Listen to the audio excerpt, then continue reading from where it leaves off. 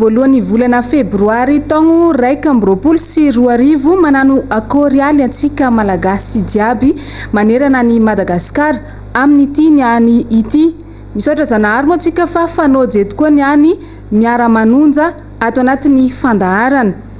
Efa ainay ihany koa fa connecté jiaby antsika na ny manaraka ny onjapeo na ny televiziona na ihany koa any amin'ireo tambazotra tserasera izay ahafahantsika manaraka ny fandaharana Miara-Manonja amin'ity niany ity. Maro ny lohahevitra izay horesahana eto, maro ihany koa ny mpandray anjara, mpagnano politika sy ny maro hafa izay hitondra ny fanazavana momba ny zava-misy eto androany.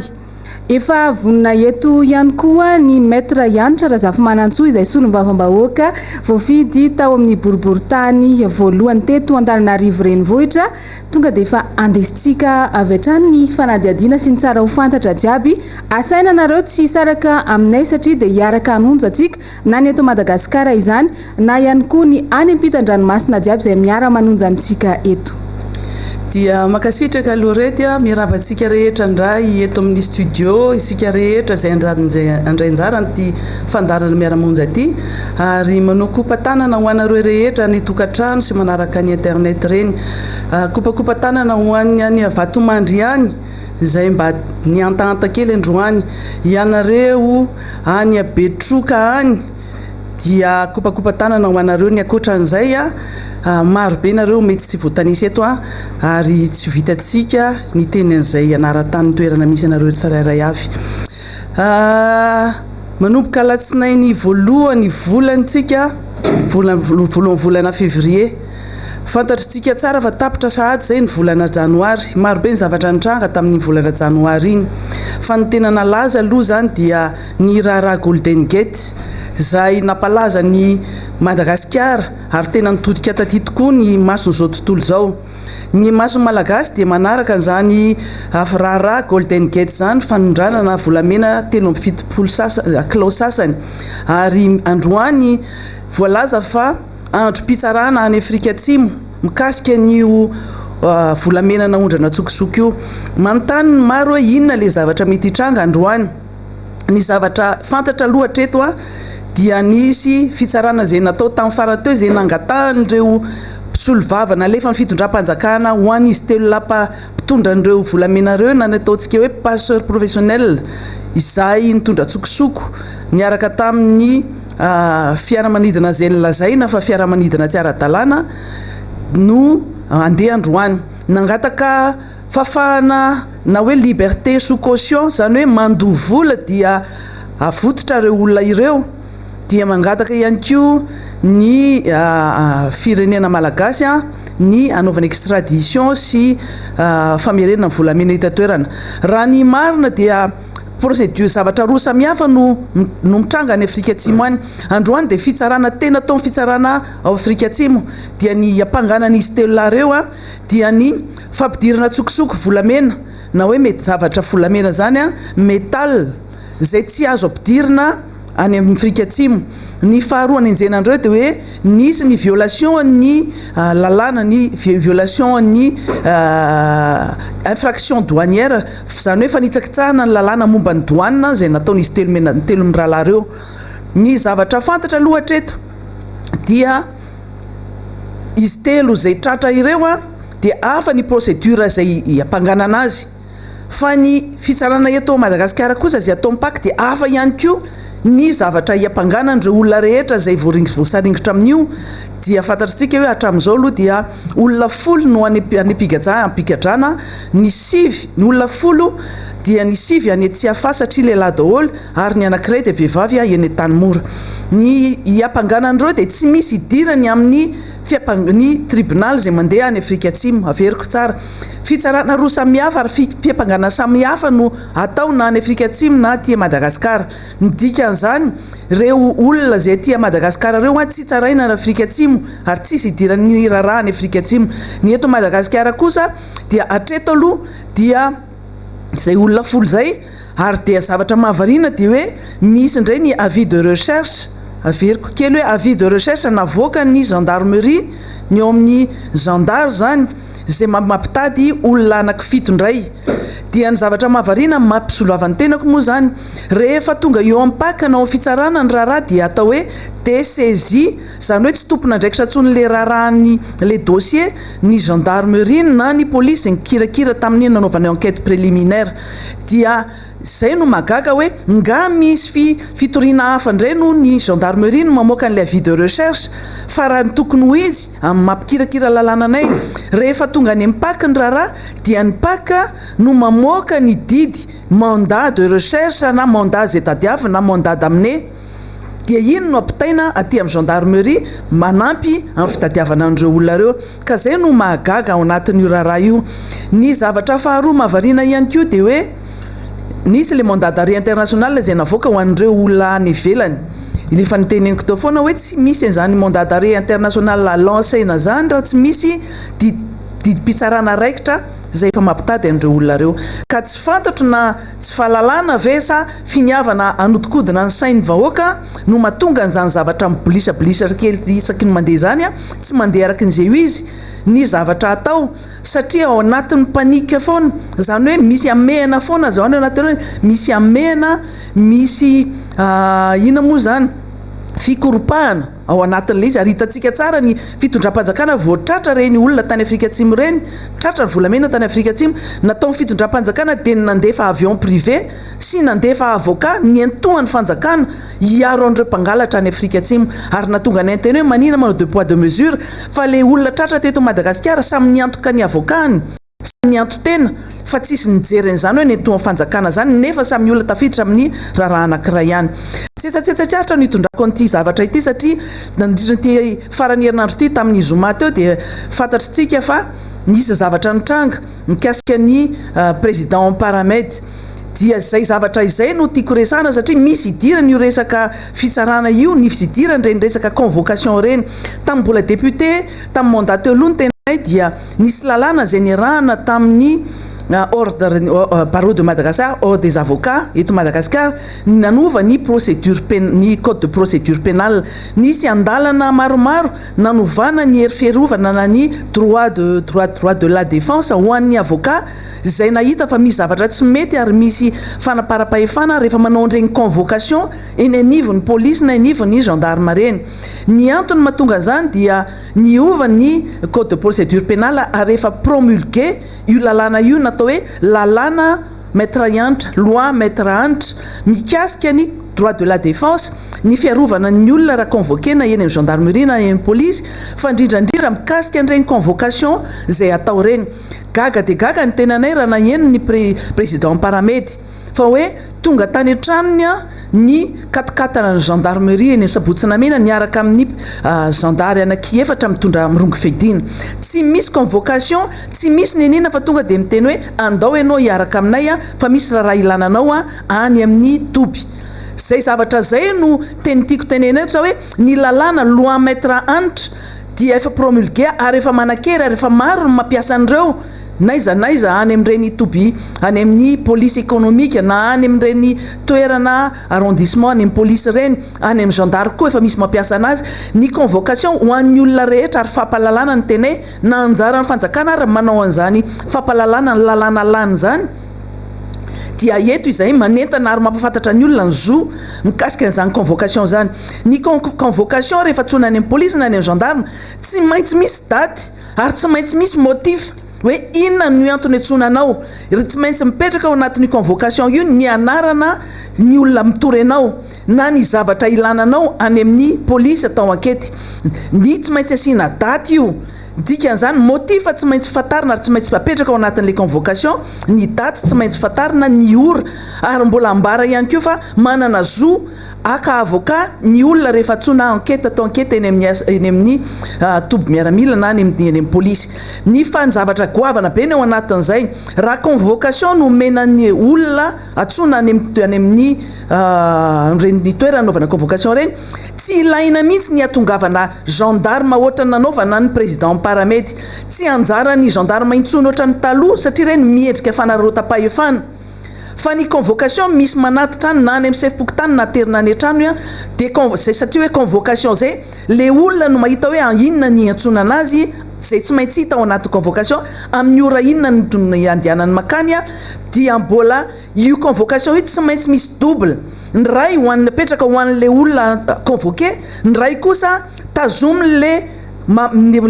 miaramila na le gendarme amin'ny convoqué ary tsy maintsy soniaviny le olona convoqué io ary convocation verina any amin'ny mpanatitra ny convocation io tsy maintsy apetraka ao anatin'ny dossier ny fitsarany dossier anaovana enquête izay tsy maintsy alefa any amin'ny fitsarana satria rehefa tsy misy ny convocation io any anaty dossier any dia miannulé mahapotika mahafoana ny fitoriana zay atao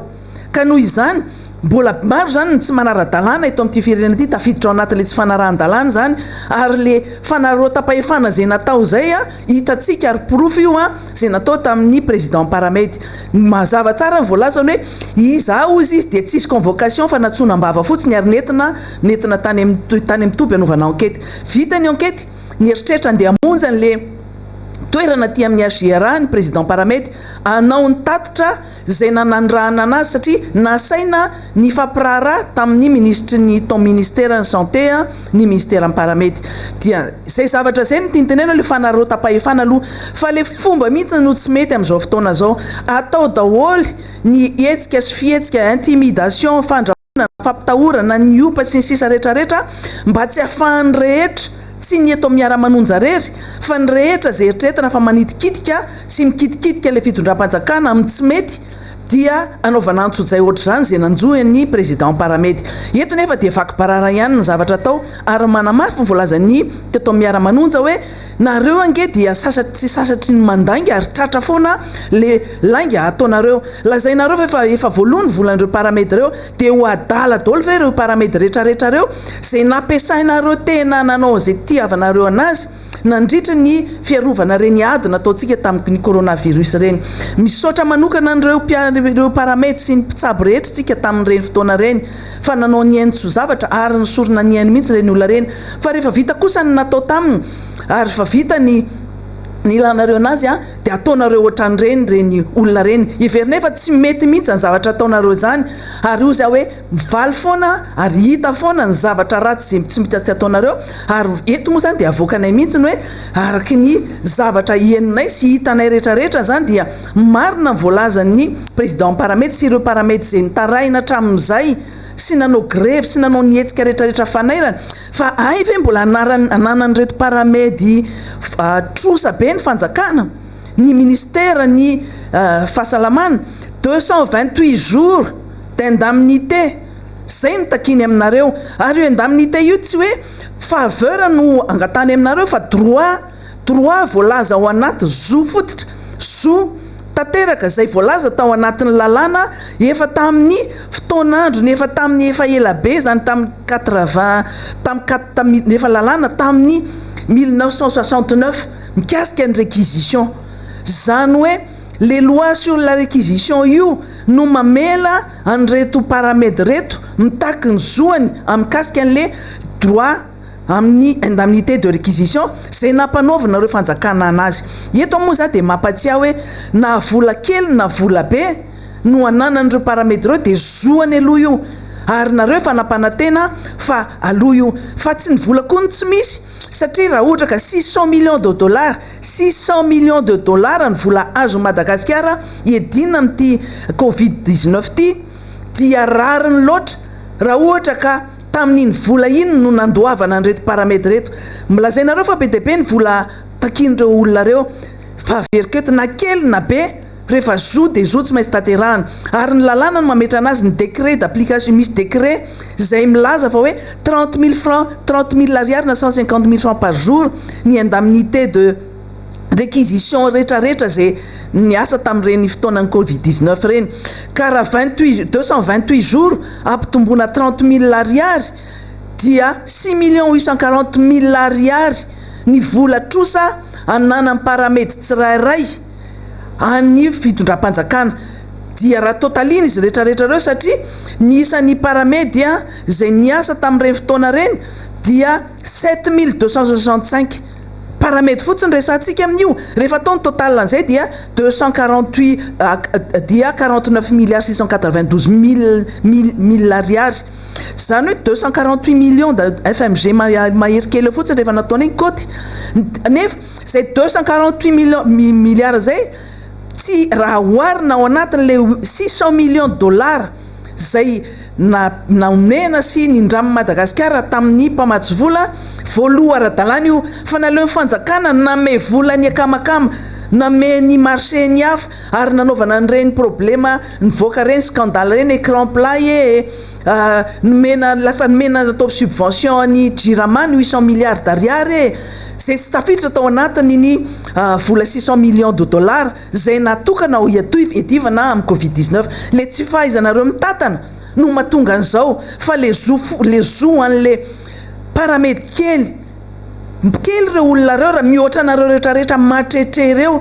dia ataonareo ohatr' zany fa maninona no atao ohatr' zany le olona nefa amin'izao fotoana zao nareo dia miantso indray an'ireo paramètre reo satria efa manomboka indray misokatra reo centre andraisana amin'ny marary dia nareo ve zany dia tsy mba mieritreritra ny apitso mihitsiny fa rehefa vita ny ilana an'ireo olona dia tsy pahanambava fo dia raha pitso atsoina indray dia mandanga le tompona andraikitra miaraka miaina amanjery hoe efa paye taizy io hoe toara miprofo raha ohatra ka tena paye nareo io fa mbola nanizikitrika amin'ny président amin'ny paramètre ary zay dia manohana anazy tanteraka sy ireo syndicat rehetrarehetra amin'izay zavatra mitranga rehefa zo kosa dia zo fototra ary miadiny zon'olombelona reo droit de l'homme zany droit syndical zany ka na aiza ny toerana misy an'ireo syndicat reo na any Diego zay anaovanay fampaherezana manokana satria ohatra ny tany lavitra andrina ataony fitondram-panjakana zay mahazo azy manjo azy ireo olona mpampianatra sy tompona andraikitra any Antsiranana any mampahery anareo zareo mankahery anareo miara-manonja aminareo ihany koa nefa zay fa tsy manadino anareo iverenako mihitsy ty resaka tsy fandoavam-bola sy fandoavana trosa ty ka zay fotsiny zay tsy miteninina akoatra an'izay hoe otrinona volany aposinareo satria ohatranao mieritreritra hoe volany aposinareo no omenareo an'le paramètre volam-panjakana no ampiasaina ampandoavana vola ho an'ireo zoan'ireo paramètre reo na ny indemnité journalière ho an'ireo olona bénévole zay natsona eto moa za dia mampatsiahy fa tamin'ny 14 juin 2020 tao anatin'ireny kabary nanaovana tao anatin'ny adina tao tamin'ireny coronavirus reny ny filoham-pirenena ny kabary isaky ny tapabolana dia nisy kabary zay nataony tamin'ireny 14 juin reo mahazava tsara ny voalasany tamin'izay hoe izaho izy izy no miantso ny mpitsabo hitsabo reo avatsika any Tomasina ary miantso an'ireo mpitsabo bénévole dia niteny zavatra maro be mihitsy izy tamin'izay fa ny zavatra nanaitra ny saina tamin'izay dia hoy izy hoe izao izy no nampiantso ary nitady ireo mpitsabo volontaire amonjy ireo havana any Tomasina zany nanome toromarika omena prime de risque sy prime spécial ireo olona ireo mpitsabo ireo zany ary ampy izy ny fitaovana ary misy ny fitaovana epi fa tsy marina ny fanohitra amin'izay ny zavatra fantatritsika nefa tamin'ny 14 juin 2020 no niteny zany ny filoham-pirenena mbola niantso an'ireo olona reo zany izy hiasa fa tsy misy zany fanomezana prime zany androanytsika 1er février mbola tsy nisy na ariary raha mipehena tamin'ireo olona reo dia ny mpanohitra ve nylazaina fa mandangy filoham-pirenena nampanantena fa firy volana teorina volana février tsika androany tsy paye zany ary tsy marina ny zavatra voalazany dia mandainga ve zay dia manakorotana ve ny paramètre zany ve le ataonareo hoe manakorotana amin'ny miara-manonja dia manakorotana koa zany ireo paramètre reo zay mitarika ny zo mitady ny zo rehetrarehetra dia manakorotana mandainga fa nenay entinay ny proof afaka enotsika ny anatin'ny internet anaty YouTube rehetrarehetra any kabary ny filoham-pirenena tany 14 juin 2020 tsy vitan'izay fa mbola nisy fampanantenana zay nataony ihany koa tao anatin'izay kabary zay fa dia hoe anao conduite d'eau miisa 1958 ny fitondram-panjakana filoham-pirenena no nitenen'izany anao conduite d'eau 1958 isitsika ho Antananarivo Betroka Trimo Betroka Betsoka atsimo, Betroka, Manakara atsimo, Ambovibe, Vatovafitina, Farafangaso, Soavinandrina, Mandritsara, Bekily, Fenorivo, Kandreo, Antsalova, Soalala.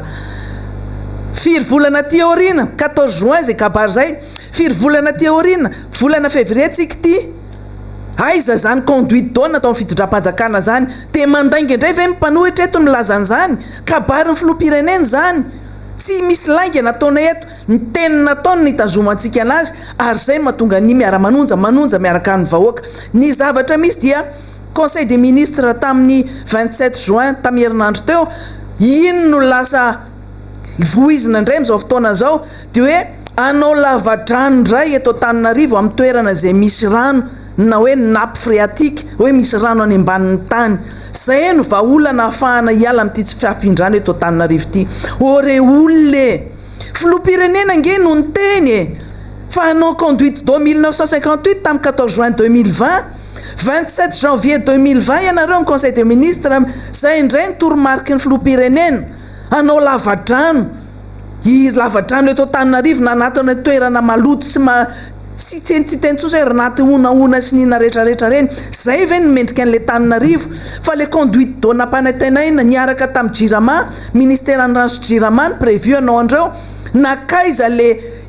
vola eritreretina anaovana an'ireny sa tsisy mihitsy fa dia hoe tsy maintsy mandainga aloha ary reny le tsy maintsy oeraoera tsy maintsy atao.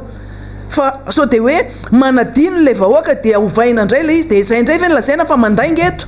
Raha miteny fa anao conduite d'eau 1958 ho an'ny Antananarivo sy ny toerana tsisy rano dia novaina lavadrano lavaka olavahana dia hoe rano anasan-damba sy andrahoana sakafo sy sasandreo fa tsy eau potable. Tsy azo tonga dia sotroana avy hatrano io satria rano maloto io, rano tsy atokisana tsy maintsy ampangotrana vao azo sotroana. Dia mandainga ve le eto amin'ity fandarana ity Miara-Manonja. Ahoana ry zay ny tsoanonja rehefa mandainga ohatr' zany filoham-pirenena e. Fa inona ny zavatra fiheverana anay. Mbola dirako ihany zay resaka 14 juin 2020 zay kabary natao filoham-pirenena. Anao plan Marshall ozy izy ao anatin'ny LFR ny vola 1043 milliards tao anaty loi de finance rectificative. Ho anaovana bâtiment public, anaovana hôpitaly, anaovana lalana 1250 km amin'ny 2020. Tapitra ny 2020 firy kilomètre ny vita tamin'ny volan'le zay lazaina fa anaovana plan Marshall io. Inona le bâtiment public vita tamin'ny 2020, inona le salle de classe 1100 nampanantenaina hoe atao 2020. Dia mandainga indray ve ny eto Miara-Manonja voalaza amin'ny filoham-pirenena zany ary tsy misy azo andainganina iza fa afaka mihainotsika anaty YouTube kabary 14 juin 2020.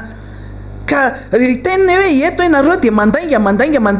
fa ianareo vahoaka zay mihaino anay ianareo rehetra zay manaraka ty fandarana ity mahafantatra tsara fa ny zavatra resahana tsy taterahana fa ny hafa indray ny zavatra foronina foana andrebrebena ny sain'ity vahoaka ty. Ary zavatra lehibe tsy maintsy ho tenenina eto satria le fomba anenjehana nyity Miara-Manonja ty dia mamohy fady bidina tena ambany dia ambany daholo reto compte fake rehetrarehetra le compte fako lazaiko. Fako tena fako ianareo.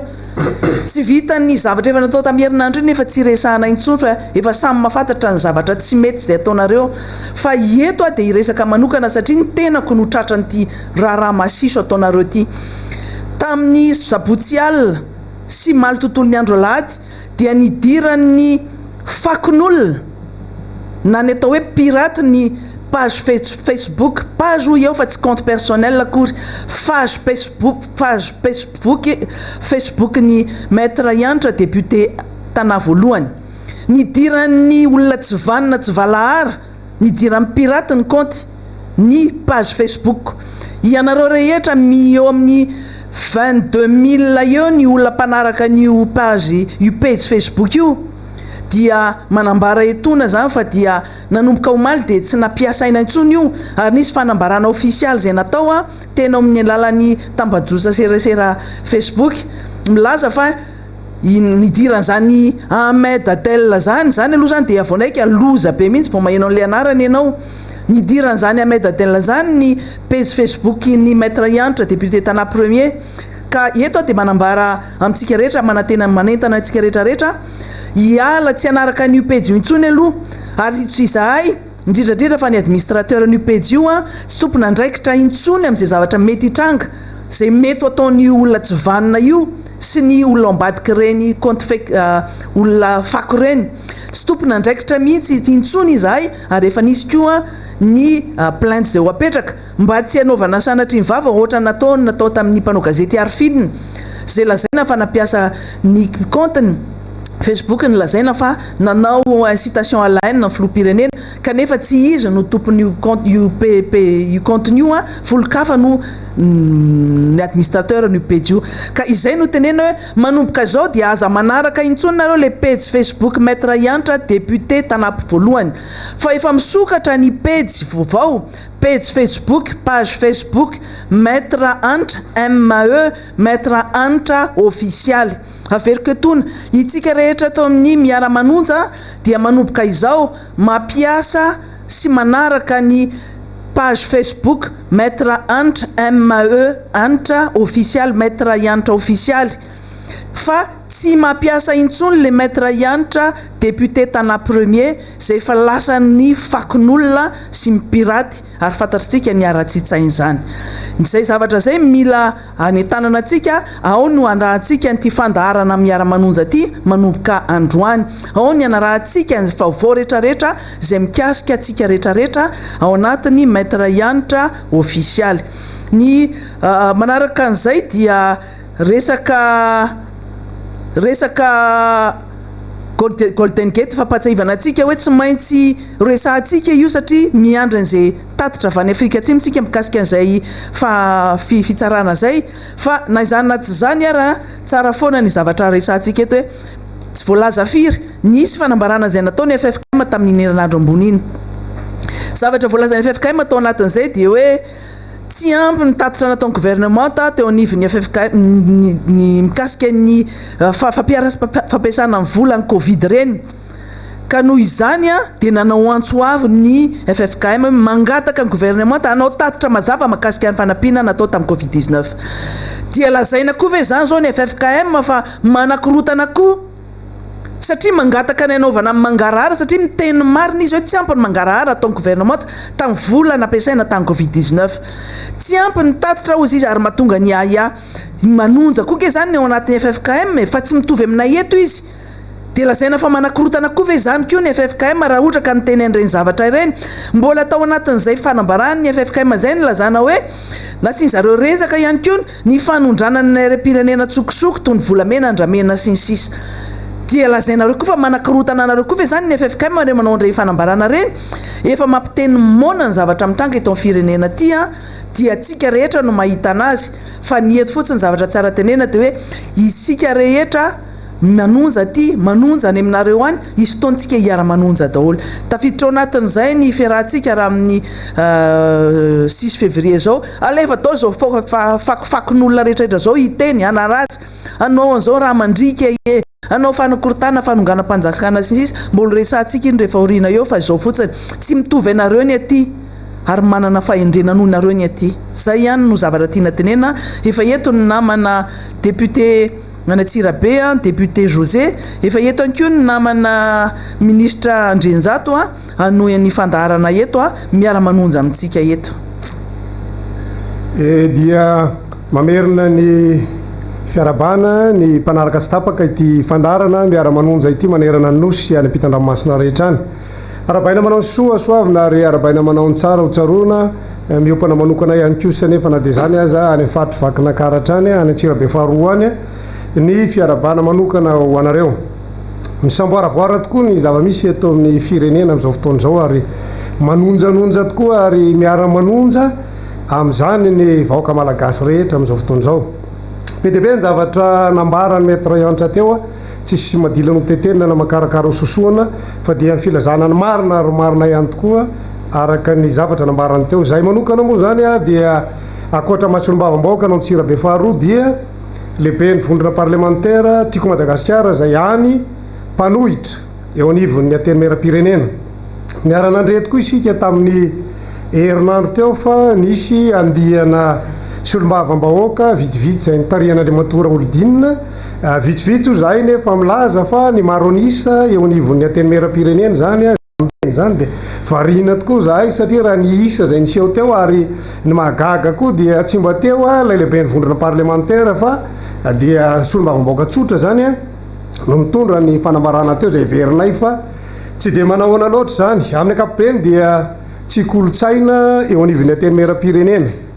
ny mifampiresaka ety ivelany tahaka an'izao zavatra miseho zao a zany hoe amin'ny fiteny dia hoe manotsana ny zava-misy eo anivony ateny meram-pirenena kanefa dia ianareo no nanomboka an'izany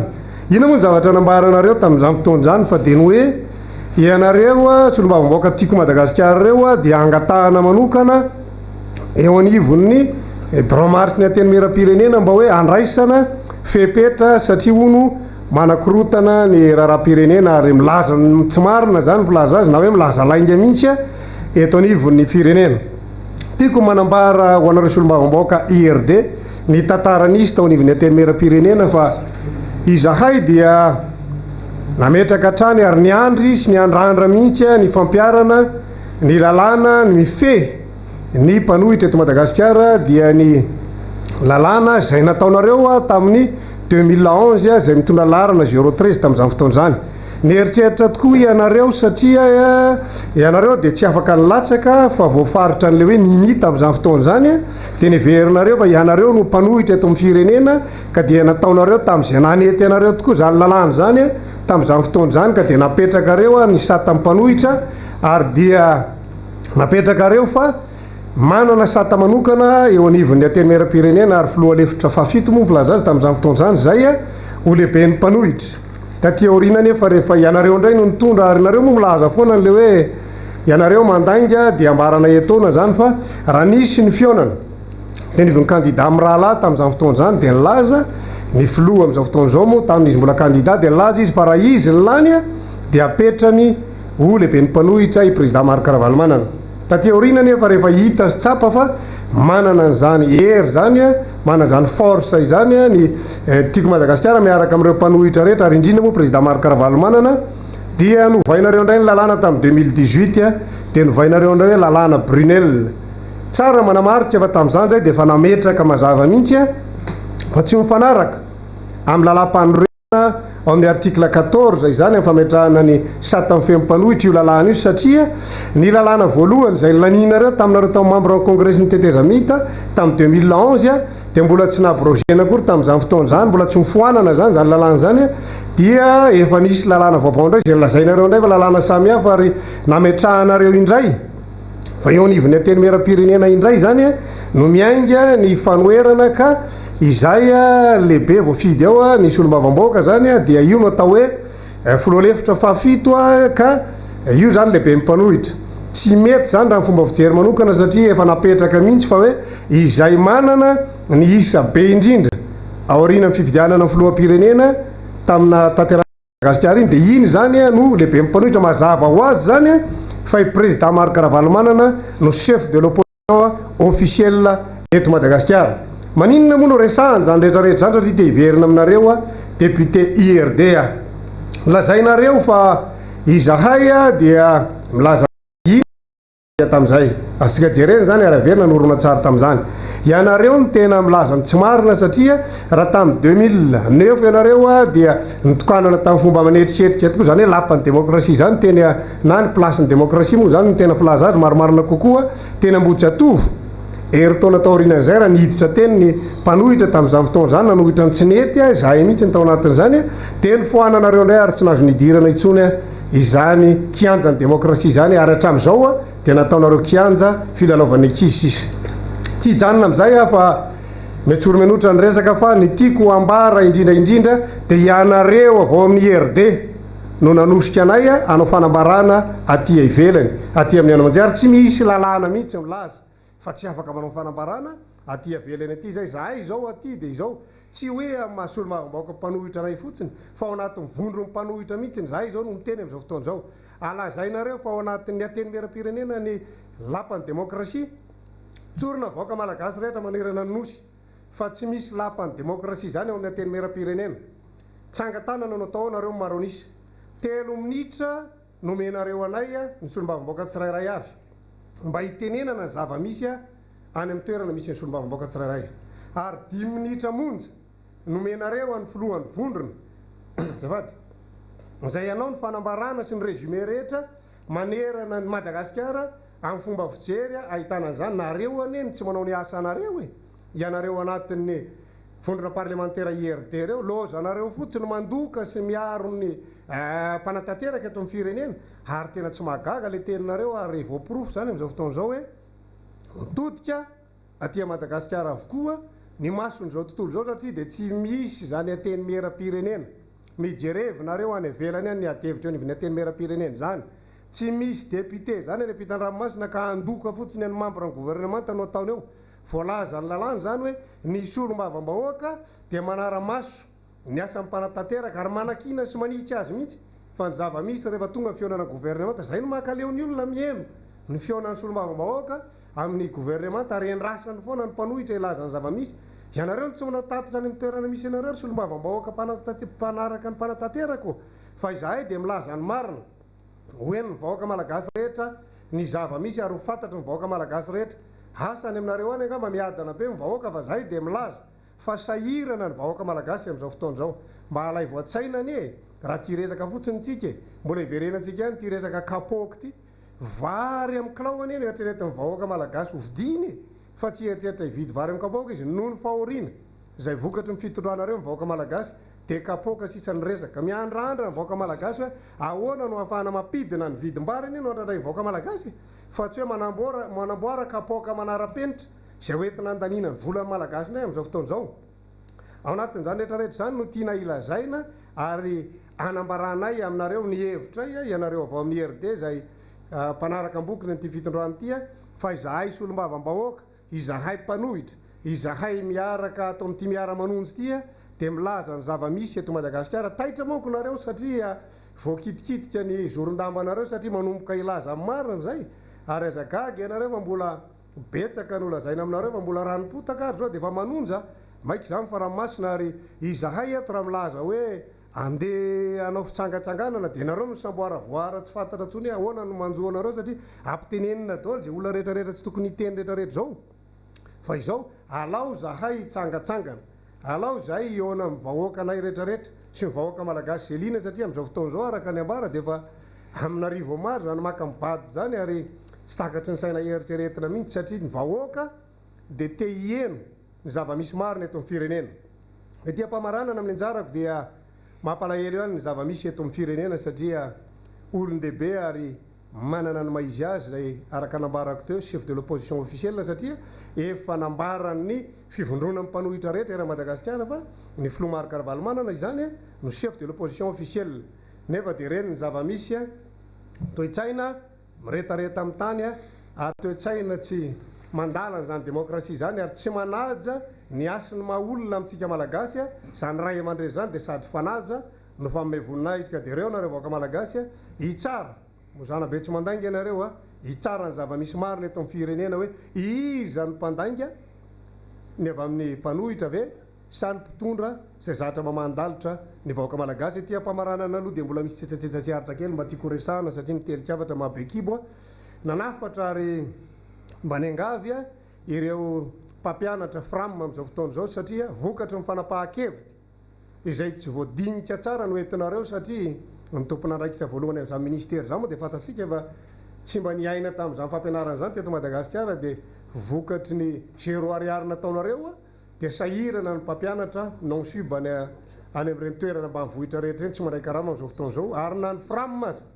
izay tokony azo ny subvention de mbola tsy mahazo ny akamarony ary mahagaga raha am'izao fotoan'izao de anazy tatitra izay hoe ny sasany efa mahazo ny sasany mbola tsy mahazo karaman'izy ireo moa de fantatsika tsara tsika miresaka simigy ny karama farany ambany eto Madagasikara kanefa dia latsaka n'izany simigy zany ny karaman'izy ireo nisy akola eto manara-penitra fiaina mpampianatra nefa tsy manaraka an'izany fenitra izany ary de ao ihany koa ireo président mifokotany zay atao fitaovana mandrakariva rehefa misy ny fifidianana de mandalo fahasairanana tanteraka izy ireo am'izao fotoan'izao satria efa volana maromaro no tsy mandray zany karama zany kanefa araka nambarany mety ray anitra teo de misy tokoa ny vola zay hoentina ampiasaina zany raha mifilazanareo azy satria ianareo moa milaza fa mahavita zavatra be dehibe am'ireny manara-penitra eny tsoronay aminareo fa be dehibe lavitra noho ireny ny vita amin'ny président Mary Caravalomanana tao anelanelany 2002 ka hatramin'ny 2009 raha resaka fanamboarana sekoly zany teto Madagasikara raha resaka fikarakarama mpianatra zany ambony dia ambony tompoko ny salapavitrian'ny mpianatra tamin'izany fotoana zany ka dia izay ngamba aloha ny anjaraka amin'ity tapany voalohany ity fa satro lava ihany izy lay akokeliny telikakana kanefa samy mbola maro koa ny tompona andraikitra zay efa manolonanay eto anisan'izany ny député Michel Avanakirabe voalohany avako aby mifilaza azy ary ao ihany koa ny rahalahtsika zay efa malaza amin'ny fanentanana eto dia makasitraka indrindra amin'ny fianonanay manantitra ny arahaba rehefa mitranga ny toe-javatra tahaka izao iainan'ny Madagasikara izao izao no atao hoe dysfonctionnement de l'autorité de l'État zany hoe mikorontana ny fahefam-panjakana ny antony dia misy toe-tsaina tsy mifanaraka amin'izay tinaka ny vahoaka malagasy no asehoan'ny mpitondra dia mikorontana izay tsy izy ny fiarahamonina ara-politika voalohany dia ny ara-tsosialy sy ny ara-toekarena indrindrindrindra izay rehetra izay dia mitaky fiforonana toe-tsaina manao raharaham-boalavo eto Madagasikara zany hoe samy mikepoka izay azony ary fantatritsika fa mila hiezaka lehibe ny fanarenana izany toe-tsaina simba izany ary ny manimba azy tsy isika mpanohitra satria ny fanjakana no tratran'ilay dysfonctionnement ary rehefa mifanjakana ny tratran'izany dysfonctionnement zany dia io le nylazai ny maître antitra teo ny président république miovaova isaky ny telo volana ny zavatra ambarany ny président république tsy mahafehy intsony ny gouvernement tatarihany ny gouvernement tatarihany ganagana amin'ny sasaloha samy manao zay mahafinaritra azy fotsiny ny ao anatin'io gouvernement io efa fantatra amin'izao fotoana izao fa miditra makany amina solution de facilité zany hoe ny fomba tsotra indrindra hinanana ny volam-bahoaka ny membre ny gouvernement rehetra mamorona nyty séminaire ty mamorona déplacement manamboamboatra zavatra ao anatin'ny ministère ao hovaovana daholo ny zavatra rehetrrehetra zay tokony tsy mbola hovana ary ny tena manahirana eto Madagasikara amintsika amin'ny teny zao ny vahoaka mioaka ny viliany sy ny vilaniny fa mifanjakana tompoko dia miaingo eo ambony ny fahatram-bahoaka satria tsy mbola nahita fiarakodia-mpanjakana maro tahaka an'izao ka vaovao saika isaky ny telo volana dia misy fiara-mpanjakana vaovao avoaka nyity fanjakana ity ary fantaritsika fa atao anatin'izay roa taona izay dia fahasahiranana trany no ny ainandra malagasy nefa mifanjakana dia ireo manao ny fiainany tsy miova mihitsy ary tsy manova ny rafi-piainana rafi-pisainana sy ny rafi-piainana zay takininy atao hoe mpitondra any amin'ny firenena lehibe ny mpitondra malagasy amintsika amin'ny teny zao dia fantaritsika ny zavatra rehetra mitranga eto Madagasikara fa ilaina fanazavany reny rehetra reny ny mpanohatra dia aoka ho tsahivina mihitsy fa tsy misalotra ny randrana tsy nanendrika azy ny mpanohatra fa tena nandefitra ny Flora Valomanana mbola tsy mipotra ny doublon dia tonga teny amin'ny ACC ny président Ravalomanana ny arahaba ny président Rajoel lanim-bahoaka hony tamin'izany fotoana zany ny mpanohatra dia tsy niezaka mihitsy nanatanteraka ny hoe 100 andro ny atao hoe délai de grâce fa ny andro roa taona ny mpanohatra zay vao nietsika nanazava fa hoe misy dysfonctionnement ny autorité de l'État dia fantaritsika zany dysfonctionnement zany fa tsy foronony zany ny lalàna ny fitantanam-bolany no mibaikeo an'izany raha ohatra ka miditra ao anatin'ny amehana ny président de république raha vao nahazo ny fanjakana ny président de république tamin'ny faha-7 ny volana janvier tamin'ny taona 7 dia fantaritsika fa avetrany izy dia nangataka ny fahefana teo am-pelantanany ny anteny mera-pirenena ary rehefa mangataka ny fahefana am-pelantanany ny anteny mera-pirenena izy araky ny andininy voalaza ao anatin'ny lalam-panorenana dia fantaritsika fa ampahany amin'ny fahefana anana ny anteny mera-pirenena no azo no alaina fa indrisy fa ny akapobe ny fahefana teo am-pelantanany ny anteny mera-pirenena no noraisy ny fanjakana io ary nankatoavy ny fitsarana avo mo lalam-panorenana izany le atao hoe dysfonctionnement de l'État rehefa amiteny ny lalàna na avoaka n'io fanjakana io loa organika nolanin'lay solombavam-bahoaka ny anteny mera-pirenena zay lany daty tamin'ny faraiky ambin'ny folo ny volana février tamin'ny taona 2024 dia fantatritsika fa vao marina mazava ao anatin'izany lalàna organika zany a fa tsy maintsy ratifien'ny assemblée vaovao a ny ordonnance rehetra raisin'ny fanjakana tsy manao an'izany ny fanjakana fa midongidongy bodibody fianta ny président république ko ny sofiny mba iny avy ny tedaviny atao loka dia zay io problema eto Madagasikara io indrindra fa ny lalàna ny fitantanam-bola tompoko tsy azonao atao mihitsy ny manao an'izany hoe tsy ratifienao anatin'ny anteny mera-pirenena voalany ny lalàna ny fitantanam-bola raha nanaovanao ordonnance izany satria mandidy de omana ny dikan'izany raha eo amin'ny fomba firesaka amintsika samy gasigasy rehefa jereny zany lafiny rehetra zany dia tsy maintsy misy ny fanarenana ary tsy andro ny vahoaka anarina n'izany isika mpitarika politika fa zany natao hoe manao politika mandeha any alohan'ny vahoaka voatorabato avokoa zay olona rehetra nitsangatsangana sy ny jorojoro tamin'izany fotoana zany ny amin'ny hoe famaninina sahady alao izy aloha hiasa sy ny etsetretsetra tsy afaka niala ilany ntsony ny fanjakana tamin'izany fotoana zany satria amin'ny fotoana anaovany an'izany raharaha zany nipotrany raha doublon dia fanambaratsika teto fa sauvé par le gong avitra noho ny zavatra tsisy dikany ny fanjakana raha ohatra ka nitoedra rahan'ny firenena satria nitoedra rahan'ny firenena angeny resahany tamin'izany fotoana zany zay no nilaza hoe aza hoentina tahaka an'izao ny fanjakana arakaraky ny lanjan'ny toe-karena no anaovana confinement fa tsy hoe zay tika atao fa ny fanjakana mijoro moa miseho mahay be loatra dia milaza izy hoe alao tena atao ny confinement total satria mivarotra amin'ny fanatran'ny vahoaka malagasy zany dia mba mahazo vola avy any amin'ny famatsim-bola iraisam-pirenena nahazo vola tokoa tsika namity ny fanatram-bahoaka fa efa nampitandriny zay fa tandremo fa io vola amina milliard de dollars atobaka eto Madagasikara io dia misy fetraikany amin'ny toe-karem-pirenena dia satria le volany mahamaika satria samy mba te hikaikitra ao anatin'io avokoa ary ny fanjakana ny tena nikaikitra be dia be nikakerin'ny fanjakana raha ny tena ny ramatoa Saondra Rabenarivo lehibe ny conseil supérieur de l'intégrité eto Madagasikara ny atsasaky ny vola tamin'io vola fanampiana avy any velan'io ny dikan'izany tsy maintsy misy mijoro zay nijoroany ny mpanohatra mba ho leader mba ho mpitarika ny fanazava-tsaina eto amin'ny tany sy ny firenena ary ny fitarihana amin'izany tsy ilana eboebo tsy ilana hoe tsy maintsy misoratra ao anatin'ny lalàna amin'izay zao fa Andriamatora Valomanana dia terenaiko ho masaka tsy maintsy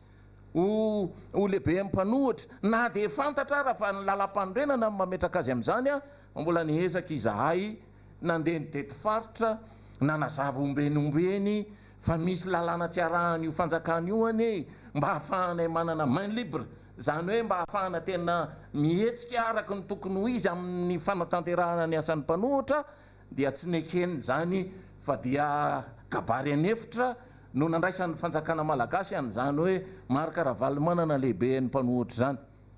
toko esoeso teny avonavona sy netsetretsetra ny nambara tamin'izany fotoana zany fa Marc Ravalomanana moa no izy ny constitution tompoko ny maizy azy satria izy manana 2,100,000 voix taorinan'Andriamatoandry nirina rajoelona dikan'izany légitime no mametraka azy amin'izay toeran'izay ary rehefa ny mpanohatra mivondrona no tsy hametraka azy amin'izay toeran'izay a iza ndray ara no ametraka azy amin'izay toeran'izay satry ny reto mpitondry reto ary io mba afinafenina ny tsy miteny montimontina ny mpanohatra sy ny etsetretsetra dia anararoatra ohatra mibanga ame an'la izy amin'ny zavatra rehetra atao fanaovanay azafady fa tsy anaiky an'izany zahay efapolo taona ny nanaovan'ny renjato manokana politika ary tao anatin'izay efapolo taona zay zay mampalahelo ny sasany mihitsy ny amin'ny hoe fa mba iza koa tondry ny renjato tony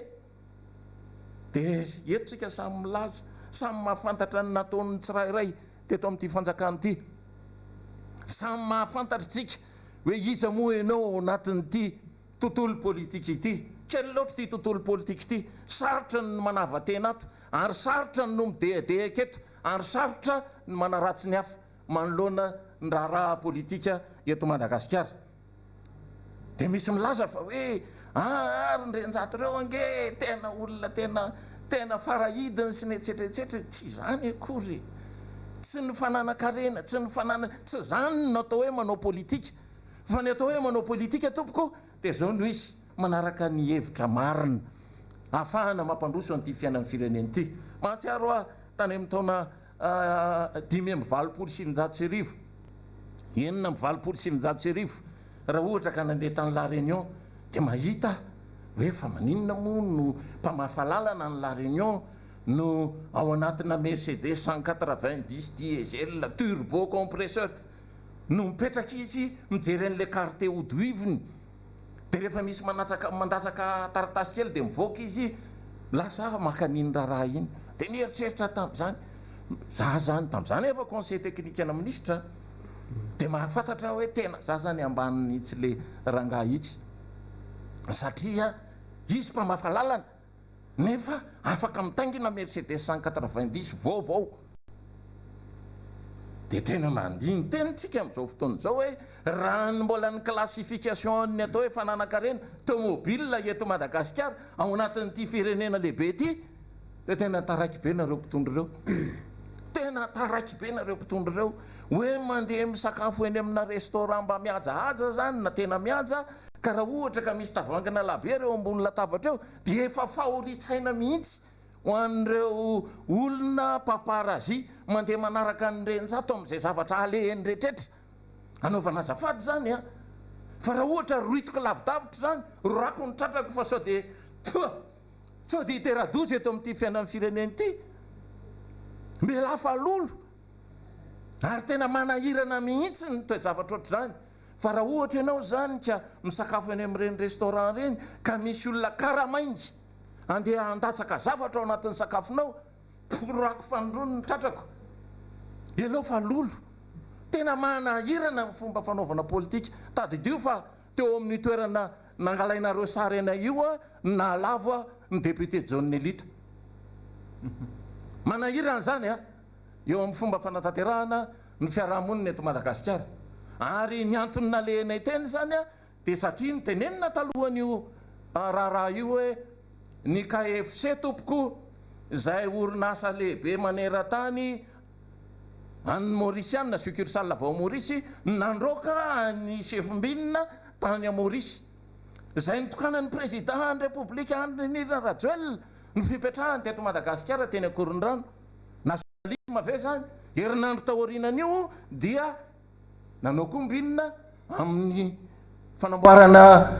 gastropizza lehibe teto Antananarivo fa tsy tonga ny président Andry Rajoelina inona ny anaran'izany tena nandeha nijery zay hoe mba misy mifréquenté ve ilay KFC eny amin'digy tsy misy tompoko na iray aza tsy misy client na iray aza petraka amin'izany KFC zany zany hoe lay fibre nationalisme tany anatin'ny malagasy zany a ny tempo dia manao mamaly-bontana amin'ny fiatsika tena feno fakahalana ny vahoaka malagasy a ary zay a nalehanay teny izy moa na pasteur Sarandriamanjato range mahafantatra fa misotro iskia mihinana vin à table ka nahoana moa no tokony fandrararara amin'izany lafiny zany tsika eto amin'ity fiainan'ny fireneny ity zao ny tenin'ny soratra masina misotro faza mamo dia veriko fa ara-dalàna tsara rehefa tena manaja vatana ianao a amin'izany lafiny zany a no manao any raharaha ekeko fa sarotiny angamba ny olona amin'ny hoe reo zao nitarika amin'ny fanjakana satria tsy maintsy misy alternance inona moa no anaovanay an'ity fanaintanany ity raha tsy ahazaka alternance démocratique zay ary mahafantatra zay fa nitoerana tsara rehetra amin'ny tokony hisakafona no mamaika anyrenjato tsy andeha hiverina intsony taka amin'za 7 taona zazakely 7 taona teto Madagasikara teto Antananarivo renivohitra avy any ambanivohitra dia eny amin'izay maika tompoko ny sakafo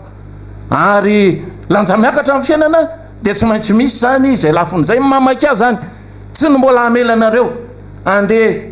inapako eny amin'izao ridira tsy raharaha nyfanjakana malagasy eto Antananarivo mipetraka mba hiakatra ambony latabatra tsaratsara kokoa mba ho tahaka n'ilay ranga mitondra Mercedes 190 diesel turbo compresseur. Zay zany ny tanjon'ny renjato. Azo atao ve zany sa tsy azo atao? Firenena lehibe le retsy ty hoetsika ty. Aza kelikelezinareo ty fireneny ty. Ity fireneny ty dia tokony havelona ny olona 5 tapitrisy monina ato aminy. Ary inona no antony mahatonga ny renjato miaraka amin'ny mpanohitra amin'izao tsika miteny izao? Satria ny fanoherana tompoko dia efa mibikabika n'ilay olona mahazaka alternance. Andriamatora Valomanana ange efa ambara teto fa mifona tamin'ny vahoaka malagasy. Andriamatora Valomanana ange nahavita investissement soutenu par la Banque mondiale le fonds teto Madagasikara. Iza mbola nahavita an'izany? Tsy mbola nahavita, tsy maintsy nahalatsaka any amin'ny 100 ny endriky ny vola malagasy tamin'ny taona 7 ny amiral Dider Tsiraka no nitondra. Zay vao nekeny zareo ny ajustement structurel teto Madagasikara. Ary fantatritsika fa ny ajustement structurel taty Afrika dia politika adisy ny Banque mondiale. Ny Banque mondiale raha ny haiko fa hoe diso ny politika ny ajustement structurel taty amin'ny tany andalam-pandrosoana iny. Ary fantatritsika fa matoy Amerika Latine tafavoaka ohatran'io dia nanao an'ilay soutien tena enjana États-Unis. Zay niny natonga an'io ny foroniny daholo ny hoe ZLMLA,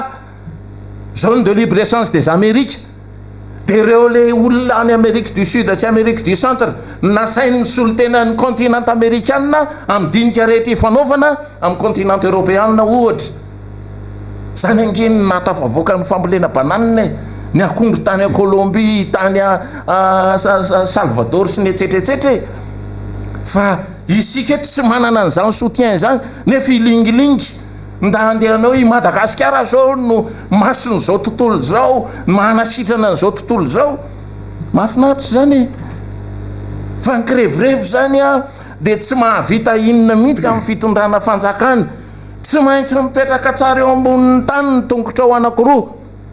Dia mahafantatra ianao hoe jerena ny amidy vao miady varotra. Ianao io moa izy ianao. Komoro no mbo tsy anananao ena maso hoe amatsy an'ny Komoro tsika. Anaovana azafady, Komoro zao no amatsy atsika. Hoe zay zao ny amatsy an'izao, mihezan'ny olona tsika amatsy an'izao tontolo zao ahoana moa ty tsika ty. Tsy zany mihitsy izy dia nefa rany dia miboriko any akady ny raha satria tsy azo tenenina ianao. Dia izao ataon'ny mpanohitra zao zany arbitrage mandeha makany amin'ny fitsaran'ny vahoaka. Satria ny fitsaran'ny vahoaka ihany no tsy maintsy vahaolana rehefa tena grippe ny autorité de l'État. Ary tsy maintsy miditra makany amin'ny démocratie directe sika. Dia le démocratie directe io angatahantsika io nga io misy zavatra sarotry, zavatra le atao isan'andro san'andro ange no ataon'ny mpanohitra. Dia hitady démocratie directe raha ny mpanohitra. Dia ny fiarahamonina ara-politika teto tompoko dia mazava fa rehefa misy ny démocratie directe ka mandilatra ny ray alina ny vahoaka milatsaka an-dalambe dia tsy maintsy manao baïonnette intelligente ny mpitondra. Zany hoe amin'izay fotoana izay tsy ny mpitondra légal intsony ny lasa mitondra fa ilay dernier rempart de la République. Miaramila zany sy ny folo alin-da dia atody moramora makany amin'ny mpitondra ny vavabasy. Zay no atao hoe baïonnette intelligente. Zay io andrasanay io. Ary tsy mila vaniny aminareo zay, tsy mila ininy fa miaro ny tombotsoa-pirenena. Ny tombotsoa-pirenena no angatahanay hoe ok, azo anaovanareo an'io taridranao kilaila io ny fananam-bahoaka. Satria ny fananam-bahoaka tompoko dia tsy anareo. Nareo ara dia tsy tompony mihitsy satria nareo ny mpitantana fotsiny.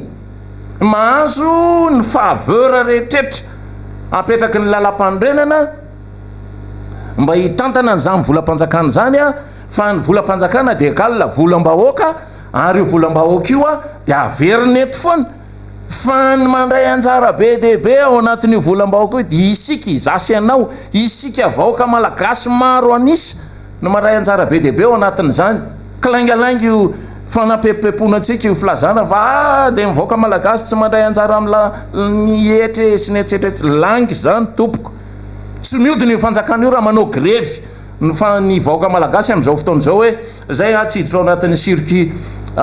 légal ny fanjakana io fa tena mamoehitra io circuit légal ny fanjakana io dia andikan'izay rehetra zay rehefa misy ny dysfonctionnement ny autorité de l'État dia azohan'ny vahoaka no mitaky ny fahafahana mamerin-danony ary ny famerenan-danony tsy ny vahoaka no mbola samy mitaky an'izany fa tsy maintsy ny mpanohitra no mitaky an'izany. Dia reto zany zay mitolo tena hoany amin'izany hoe manolo tanana ny vahoaka malagasy zay raha marina ny teneninay dia tsy manao amborivory zay, tsy manao anterisetry zay, fa tonga kosa zay amin'ny lantom-pihavanana tonga manantona anareo vahoaka malagasy iray manontolo efa mandeha zany ny any Adilambato amin'izao fotoana izao, efa hanotrina zany izy amin'ny le 6 zao ny any Adilambato ny diaspora malagasy ny tinambara amin'izay ary ny diaspora malagasy fantatritsika efa manana force moral lehibe eo amin'ny fomba fanatanterahana raha eto Madagasikara. Ko dia zay no anjarako tamin'izao maraina izao omeko ny honorable député avy any Antsirabe voalohany ny fitenenana. Eny ary dia fifaliana tsisy fetra avako aby no entiko miarahaba anareo rehetra manaraka izao fandaharana miara-manonja izao kopakopaka tanana ho an'ny vahoaka mivakina karatra ianareo Antsirabe avako aby dia terina trany ny fiarabana tsika rehetra.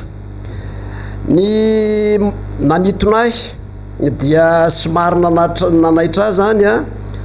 tany rehefa nanaraka ny ainao manjery dia miseolany ireo député miakatra mamono afo eo amin'ireny plateau ainao manjery reny ary teo mihitsy no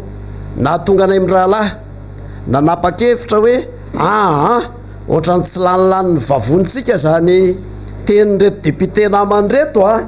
fa andeo aloha hiakatra mihitsy aloha anazavany reto satria lazaina fa manakorotana ny solombavambahoaka aty amin'ny solombavambahoaka ny fanoherana na ny député tim mpanohitra ary degaga ianao hoe mpanakorotana ka zao no izy zalahy député namany lazaina aminareo tsara fa so de tsy fantatrareo ny atao hoe asana député. Soritiko ao anatin'ny asana député telo ny asana député fi ty anankiray ty no soritako hoe ny député dia manara-maso ny asa mipanatanteraka, il contrôle l'action du gouvernement fa tsy andeha anafosafo na iaro ny toeran'ny gouvernement, tsy anafosafo ny député tsy zay no fidiana ny vahoaka azy na iaro ny toeran'ny mpananatanteraka izany no fidiana ny vahoaka azy fa ny fidiana ny vahoaka azy dia anara-maso inona tsy mety, inona lesoka, inona marary ny vahoaka ny fidianao any amin'ny toerana zay misy anao. Zany no asana député avako aby ka zao no izy ahoana moa tsy tenenanay tsy maintsy miteza zay na iza faly na iza tsy faly ary nareo député reo ny araka tamin'ny tenanay teo amin'ny parvis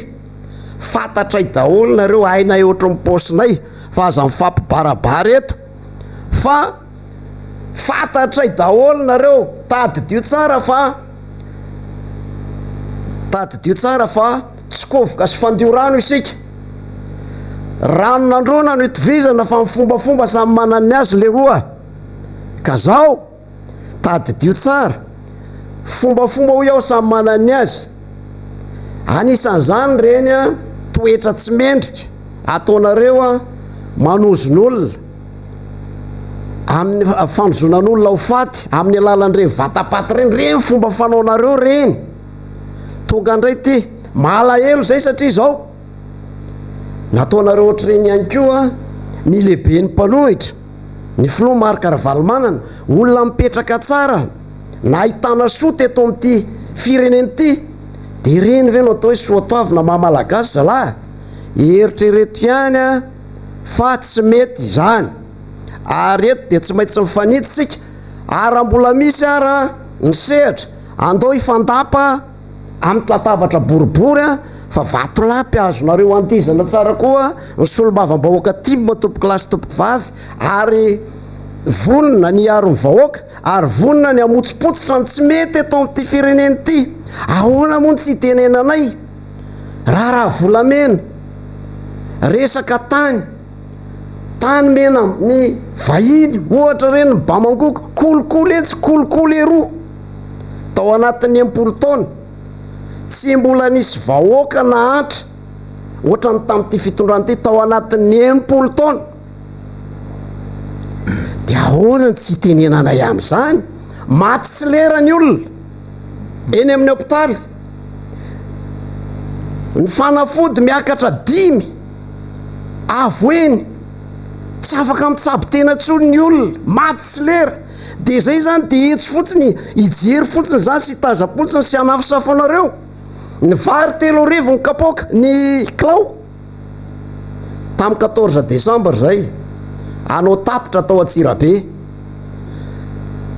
no sakanana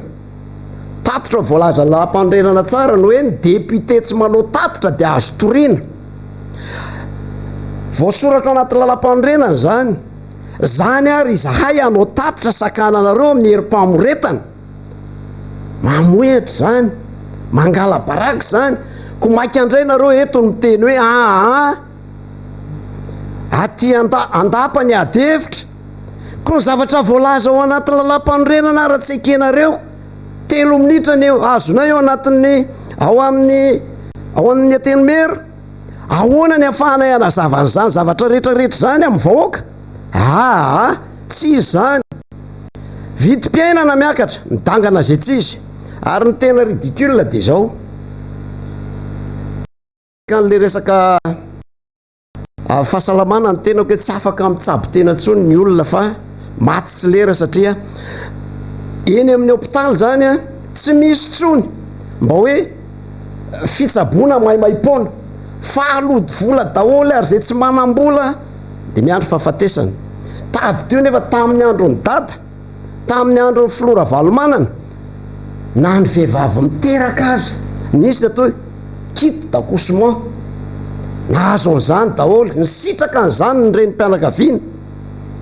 de amin'izao fotoana zao tsy misy de zay ve zany de angina nefa ny vahoaka anay maty sy lera resaka kasibosy mampome tiavako aby tamin'ny propagandy nahazo t-shirt 20 isan'olona hitanay zany tao amin'ny faritra Tsirabe tao anatin'ny tao vakina karatra tamin'ny propagande ny filoham-pirenena nahitan'izany nareo tamin'izany fotoana zany manana t-shirt 20 ny olona ray fa zao manoloana ny aretina Covid-19 fa tsy mba nisy fizarana kasibosy ana tao amin'ny faritra vakina karatra arina nisy azy zay nahavita be no fanjakana tao amin'ny faritra Tsirabe tamin'ny fizarana kasibosy kely vitsy kely ohatrany hoe alasafay atao fotsiny hoe manao zany ny zava-misy tao amin'ny circonscription tao Antsirabe alasafay fotsiny nefa tamin'ny propagande ianao mahavita mizara t-shirt 10 ary io de ozy aho hoe fantatra ihany ny kibo anao kambana fantatra ihany io raha ohatra anakiraiky io zao tany amin'ny nraisiko tsara mihitsy tamin'ny 5 décembre 2018 tany amin'ny faritra varatra tany depo kabary tamin'ny propagande ny filoham-pirenena hoe ho ampitomboko ho avidininy ny vidiny lavany rehefa lany tamin'izany fotoana zany 6 millions de francs ny vidiny lavany tamin'izany andro zany amin'izao fotoana zao amin'izao fotoana zao 600 000 francs na 120 000 ariary ny vidin'ny lavany amin'izao fotoana zao. Taraina ny olona any amin'ny faritra varany tsy ny any atsimitsony no tratry ny kere fa ny any avaratra ihany koa, satria zao na amidy daholo hatramina moto, hatramina tomobile na anefana ny volan'ny banky satria enjehan'ny banky amin'ny volany. Zany ny fampanantenana na kilalaotiny tamin'ny propagandy nambaboana ny fon'ny olona. Kilalaotiny hoe tsy mendrika an'izao vahoaka malagasy, olombitsy no mitatana ny lavany, tsy mendrika an'izao tsony ny malagasy, tsy mendrika an'izao fahatra an'izao ny malagasy, fa rehefa tondrako dia andresy isika patati patata. Nefa amin'izao tsika miteny zao mba tsy lazako hoe kere ny faritra varatra, kere noho ny faritra atsimo. Dia ahoana ny tsy tenaina anay député mpanohatra amin'izany fotoana izany, marary ny malagasy, ary ahoana ny hijerena hitazananay fotsiny an'izany. Indramako mihitsy ny tenin'ny Estera ao amin'ny filazan-tsaramasina. Ozy izy Estera vehivavy tamin'izany fotoan'andro. Ataoko ahoana no fijery ny lozanjon'ny fireneko, ataoko ahoana ny fijery ny fandringanana ny havako. Vehivavy izy amin'ny fotoana io, tsy maintsy mandray andraikitra havako aby, ary tsy maintsy mijoro, satria masina ny tanindrazana araky ny filaza etseroa, fa tsy atao kilalaoteny fotsiny. Ary mananjiny Madagasikara, mananjina tady teo zay, mananjina fa ozy izy zay mamafy rivotra de tsy maintsy mijinja tadio. Noho izany miverina hoe aza miteniteny foana nareo député namana, fa fataro tsara aloha ny asanareo, ary lainga raha misy ny champion du monde amin'ny fandaingana de ty fitondrana ity ary ty fanjakana ity le lalao kilalao teny tsy ho voaboasako eto moa, fa be de be raha zay zavatra zay no resahana. Fa miverina kely tamin'ilay miatsoro menotra ny resako tamin'ilay kasibosy teo atao Atsirabe. Tsy manao kasibosy tamin'ny asabotsy ny olona tao Atsirabe, de tamin'ny hémorragie ny sambotra n'ilay tsy nanao kasibosy de apamafana maloto iny amin'ny faritra ny ranomaimbo ny tsy nanao kasibosy, fa nitrotra ny vahoaka, ary nitrotra ny vahoaka, ary lasa nitsoaka ny hémorragie, nitrotra ny vahoaka. Satria zany efa tafapaka ny vahoaka hoe fihetsiketsehana amin'ny BDB, leo lainga, leo abobo, izahay aiza veranga tao Atsirabe, raha matadidina reo avako aby, 2 volana garangidina teny amin'ny fokotany nanaovana fanoratana anarana, izy vatitsinjo, mpiasa ministera rehetrarehetra milatsaka ery atsaha ery daholy. Nefa iny voambary ray tsy azon'ny vahoaka na Atsirabe. Fihetsiketsehana amin'ny BDB, fihetsiketsehana amin'ny BDB, dia ahoana zahay ny tsy hiteny. Anefa raha jerevantsika vola tsy toko tsy firohana voalazan'ny olona rehetra ny teny teto alohako, 600 millions de dollars no azontsika. Nefany tadidio tsara fa nikery tany atsimo ary tena tao anatin'ny 80 taona mbola tsisy an'izany hoe nikery ny tany atsimo ary mifindra fonenana, mitsopinenana anatin'ny olona. 80 taona tao anatin'ny 80 taona mbola tsy nahita mpitsopinenana anatiny. Enatra eo anivon'izao tontolo zao zany, satria vola tsy toko tsy firohana no azo tamin'ny Covid. Ary zao hoe ny sénateur rehetrarehetra tsy nandray volany fa alefa any atsimo de ay zary le voly tsy tokony isy kirika zany tany a raha satria naray tsara ny volan'ny karahamasena teo reny tany atsimo e fa naniny izy ireo a no mitsoka avy any atsimo fihetsiketsehana ohatra zay daholo ny zavatra miseho eto amin'ny tany sy ny firenena ka noho izany de zao rehefa mandinika rehefa mieritreritra de zao tsotra fotsiny ihany fanjakana naorina teo ambony vainafo ity fanjakana ity avako aby naorina teo amboniny vainafo ka mifanjakana rehefa aorina eo amboniny vainafo na anio na tsy anio tsy maintsy mitsonika naorina teo ambony vainafo satria nahoana teny andalambe ny nandrombahana azy tamin'ny 2009 tamin'ny alalan'ny fandrobana fa mitapitahana ny olona reny fandrobana ny magro ny entana tao anatin'ny magro ary ny etan'ny magro ihany nanajana ny olona hoe atao dimanjato ny kilaovary menaka atao ro reny nefa le menaka magro ihany no alaina amin'io sy ny vary magro no angalarina omena le vahoaka avako aby tonga amin'ny fotoana sokafy am'izay maso réveillez vous tsy fotoana amintsony zao sokafa maso hoay izy ireo belelo kelitsika ireo hoay izy ireo mahavrantso kelitsika ireo fihetsiketsehana fitondrana an'olombitsy tsy mikatsaka afa ny tompontsonyolombitsy ve de ijery fotsiny sy hitazapotsiny ve ny député zafady a tsy hitazapotsiny mihitsy zahay député mipanohitra député tim tsy maintsy mijoro zay ohatra nyjoronay tamin'ny 2009 mijoro zay satria zao efa fantatray fa hokizo fara amin'ny fanonganam-panjakana ny firenena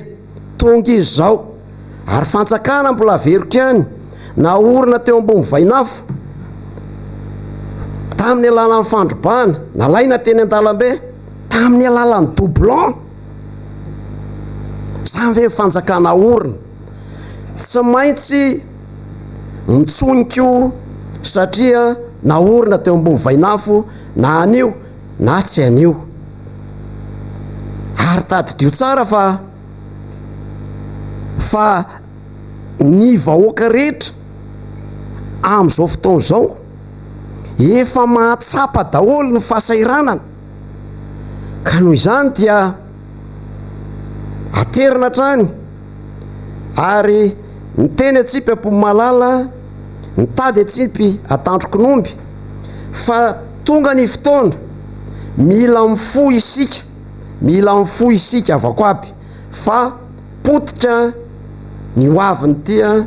firenetsika ity ary zao azadina fa tsisy fitahina ho tonga eto amin'ity firenena ity averiko tsy misy fitahina satria nahoana ny mpitondra ny gouvernement manao rebelle amin'Andriamanitra tady teo zay ka rehefa ny olona ny manao rebelle na ny fitondrana manao rebelle tsisy fitahina mihitsy ho an'ny firenena ary ho an'ny ankonana nisa tokatrano nisa mbaravarana fa zavatra ratsy sy zavatra asan-devoly no miseho foana eo amin'ny tany sy ny firenena amin'ny ohatra anareo a tsy mbola nisy zany hoe famolanan-jaza nirongatra zany raha tsy tamin'ny andro an'ity fitondrany ity tsy mbola nisy an'izany talohany 2009 tsy isy an'izany hoe dalo manaka andala zany raha tsy tamin'ity fitondrana ity ka noho izany a dia tsy maintsy mbola averiko ihany hoe ho avy ny fotoana tsy maintsy mitsonika ny fitondrana izay naorina teo ambonin'ny vainafo ka dia zay no anjara fitenenako a misimisy any zay a fa satro mbola hitana fotoana lavalava hitana micro eto a fa mbola misy an'izy mirahalahy eto a de amin'ny manaraka indray avako aby fa dia manome kopakopatanana anareo any atokantrano any ny solombavam-baoaka anareo député Michel tao amin'ny zanaka Mpitsokovy tao amin'ny faritra Antsirabe. Mankasitraka makatelina tompoko. Mankasitraka monsieur le député nameny fitenenana miarabantsika namana rehetra avana Matsakaiza manaraka sy tapaka ny fandarana radio Miara-Manonja na ny eto an-toerana na ny any Dilambato nandeha fafatra manokana ny any Majunga ny hoe mamoaka bafla daholo izy ireo amin'izao fotoana izao ary meno daholo hatramin'ny tikotika ny bus rehetra satria misy zavatra nampitaindra ireo mikasika an'izay le hoe bus sy ny fitaterana na ny taxi zany anareo taxi be raha amin'izao fotoana izao dia tena mivoatra be mihitsy ny toetra raha ohatra ny ampitoviko kely amin'ny mpivady ao an-trano izy io izany hoe raha mbola mikaoty an'ilay vehivavy le rangahy dia mampany nofinofy tonga hatraminy eo meko anao ny volana takariko anao ny kintana dia nieritreritra ihany fa mety andeha le toetra raha tonga tokantrano lainga sy fitaka no betsaka ary na ny tena aza mahatsiaro tena hoe resy amin'ny fiainana mihitsy tena tsy misy tanteraka izay nampana tenaina ka tonga hatrany amin'ny hoe fisaraha-panambadiana nefa rany satria tafa ohatry ny mety izoan'le vehivavy tanteraka mihitsy ny mangataka an'izay fisaraha-panambadiana izay satria dia tena famono ny tena sisany tsy maty ao anatin'ny fiatrehana izay tokantrano izay avelakeo eny nandeha fafatra ny eo amin'ny mpitatitra ozy ato eo ny hoe miakatra avo eny ny etra alohan'izy ireo manoloana an'izao fiainam-pirenena izay tsy hita atao inona izao tsony faharoa mandeha fafatra ihany koa ianareo amin'ny posarany hoe ilay vavady ny resahana hoe midy hatramin'izao iny misy mieritreritra ka izy io ny hoe amidy amina teratany vahiny mampalelo ny toejava misy lay vahoaka efa tena mijaly ao anatin'ny hirifiry mbola ezahana ihany koa zany ny commune Antananarivo renivohitra mangeja ary manery andoha miopampana an'izay etra sy droit aloha amin'izay visite izay manaraka izany be dia be ihany koa nareo no manontany sady manome hevitra anay ny hoe isika ato anatin'ny Miara-Manonja na manafanira zafy manantany moa soketaina foana amin'le hoe mandaingy dia tonga zany le vatsitsinjo amin'izao fotoana izao dia manontany io le karine inona le hoentina ihany ka eto mametraka fanontaniana iza no mandaingy le karine biometrika izay tsy hita hatramin'izao io mantsy ny nampanatenaina hoe evoaka ny karine biometrika dia mba mahazo daholo an'le vatsitsinjo le tozika fameno ny isa-pokotany fa amin'izao fotoana izao dia tena misy angotsy tanteraka mihitsy na président pokotany aza tsy fantanjony izay ho ataony hoe ahoana ny fomba hahafahan'le ho an'le olona mila azy aloha ho an'le olona mila an'le varotsintso tsy fanenjena moa le fahaseranana tsy noatra an'izany fa na le qualité an'le vary zaraina nivoaka malagasy azy mamenatra ihany ary mampalahelo satria izao zany dia hita mazava mihitsy le paikadin'le fanjakana ny politika mpanjakana any ambanivohitra tsy hita mazava ary tsy voasoratra ao anatin'ny teti-bola koa azy tsy ao anatin'ny loi de finance akory le hoe misy vokany ngeza kokoa ve makany amin'izay sosialim-bahoaka lazaina fa 80% zay ny eto ny renivohitra ezahanao mihitsy potehana ny fiarina be dia be ny société gasy nakatony izao mbola taxenao amina etra avory eny ihany koa ny jirama efa tsy tenenina tsozy anaovana cinéma malcule 7 iny sato fantatra dia lazaina fa nisy discalcule toetsaina ohatran'izany ny toetsaina mpitondra dia lazaina fa ny eto amin'ny Miara-Manonja no mitariky amin'ny vahoaka ikoa mina sanatry mivava hoe anao incitation à la haine mialatsiny tsy izay mihitsy no mitariky vahoaka ankala fitondram-panjakana fa ilay fitondram-panjakana ngeny mamboly korontana sy mamboly tebiteby ary mamboly fijaliana ho amin'ny vahoaka malagasy fa izany nampiakatra ny vidim-piainana midangana be ohatran'izao ary izany nampiakatra ny valeur ny sandam-bola malagasy ho lasa 10,000 ny euro ray izany nampiakatra ny vidim-piainana rehetra teto Madagasikara tamin'ny alalan'ny tsy fanamboaran-dalana satria io no manalefaka ny fifamezivezen'ny ny vokatra ny avy any ambanivohitra maketo Antananarivo na ihany koa le fampantroana avy eto Antananarivo makany ambanivohitra mba hitovy lanja ny isaky ny faritra mba jerevo ny etsy 67 io aza talaky maso andehananareo isan'andro n'andro tsy vita dia tsy tahotra tsenatra ny commune mamoaka didiny hoe ho anareo zay tsy manaja lalana ho anareo zay tsy mametraka amin'ny fako any amin'ny tokony ho izy ho anareo zay izany hoe mbola isika vaoaka majinika ndraiky koa zany nitadiavina andosa azy andolamandy noho izay tsy fiasan'ny commune zay noho izay asa tsy vitan'ny commune zay fa izy le fampanantenana nataonareo hoe ny camion fa vonona zay efa manam-bola zay efa manana zao vao tonga eo zay dia vita zany atreto aloha tsisy nininona vita nofinofy aza mibetsaka jiramamy manao ny atao ny teny aminay ndra ialina tontolo tsy nirehitra ny jiro teny ambotro manjaka aso na fairano na inona fa rehefa inona ny commune manodidina dia mitovy amin'izany daholo tsy misy jiro mandeha amin'ny zelonina izany hoe sepiarin'ny tsika majinika tafiditra ao anatiny ren'le mpanao volo tafiditra ny miainy ao anatin'ireny le mpivarotra glasy tafiditra ny mpanao anamby fotsy zay mampiasa ny vata fampangatsiahana rehetra zany dia tafiditra ao anatin'izay fatiantoko noho ny ataony jirama iza mba tompony andraikitra ny mivantana nyren'olona tratra mifantiantoko reny tsy misy ka ny olona mahatsiaro tena ho tompony andraikitra amin'ny teniny tsy fetezana toy ny ataony Miara-Manonja no soketaina fa manimba ny firenena manan-korontana tadito kely zay resaka manan-korontana zay mba hampatsiahy kely aho atsika ilay namaly ny antso ho any amin'ny fitsangatsanganana tsy misy organisation mihitsy any ivelany any averiko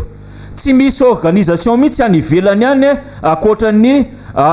tatitra na ny baiko homeny radio Miara-Manonja any mantsy efa misy miketriketrika sady manamboatra batsa na manamboatra le polo satria le polo hitantsika eto amin'ny Miara-Manonja eto dia reny no eritreretina anasoketana Miara-Manonja any atoerakafany dia misy ihany koa olona mialatsiny mbola zatra karamaina satria araotina noho ny fahantrahantsika dia viravaina amina vola 25,000 noho izay fahantrana nampahantrany atsika zay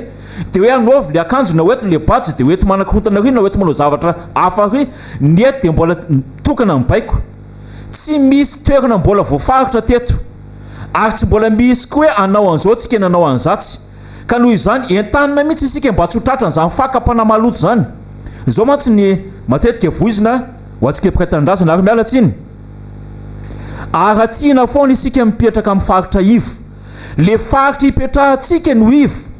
fa aoka ny toetsaintsika mba tsy ho ambanina amin'ny resaka politika foana hoe ambany tanàna dia hoentina foana hifampiady ary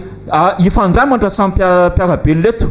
fa ialahntsika manomboka izao miezaka mihitsy Miara-Manonja mijery nisa tokantrano hoe avaiza moa zany ny tsy nampety ny fari-piainantsika toy izao itenenanay izao hoe ny fanjakana nge no mampijaly antsika eo amin'ny alàna ny tatao-ketra avo be amin'ireny mpandrara reny hidiran'le vokatra eto amintsika ka mahatonga le izy hitangana tsy takatry ny fahefamividintsika ka lasa miazakazaka isika makany amin'ilay vary afarana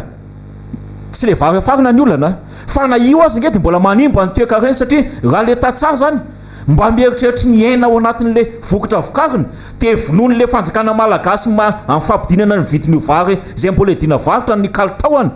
satria be dia be no miteny tsy zarery no teny an'izany tao anatin'ny aina manjery anankiray dia niteny mihitsy ary nitondra échantillon hoe sady masiso maimbo sasany impito vao madio sasany impito nefa ndrano aza tsy misy makaty anosopatrana ty filarana zerikanina mbola anasoketana mpanoatra koa moa reny ny mpanoatra no manaraman'le zerikanina eny amin'ny pompondrano dia tsy tahotra tsenatra dia mahita vahaolana koa atao ty hanao lavadrano eto Antananarivo izany hoe tsy hisotro rano madio intsony koa satria izy tompona andraikitra mihitsy no miteny fa ampangotrahana anasana lamba zay vao azo ampiasaina ranona tsy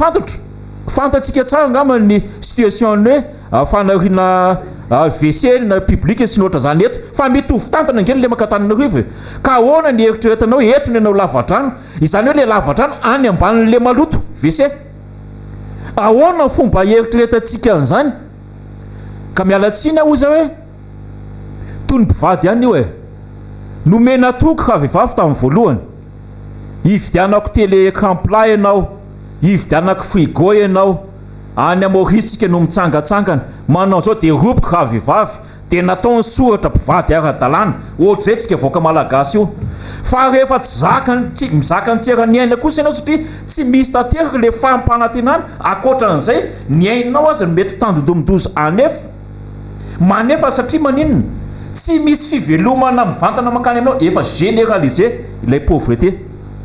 tsy maintsy efarany amin'ny divorce ihany ny tokantrano rehefa tonga amin'izay ka izy no mena tsiny ilay vehivavy mangataka fisaraha-panambadiana ve nolazainao fa diso nefa ianao no napahana tena tsy misy azy ary ny ainy aza tandodomitoza ao anatin'izay mialatsiny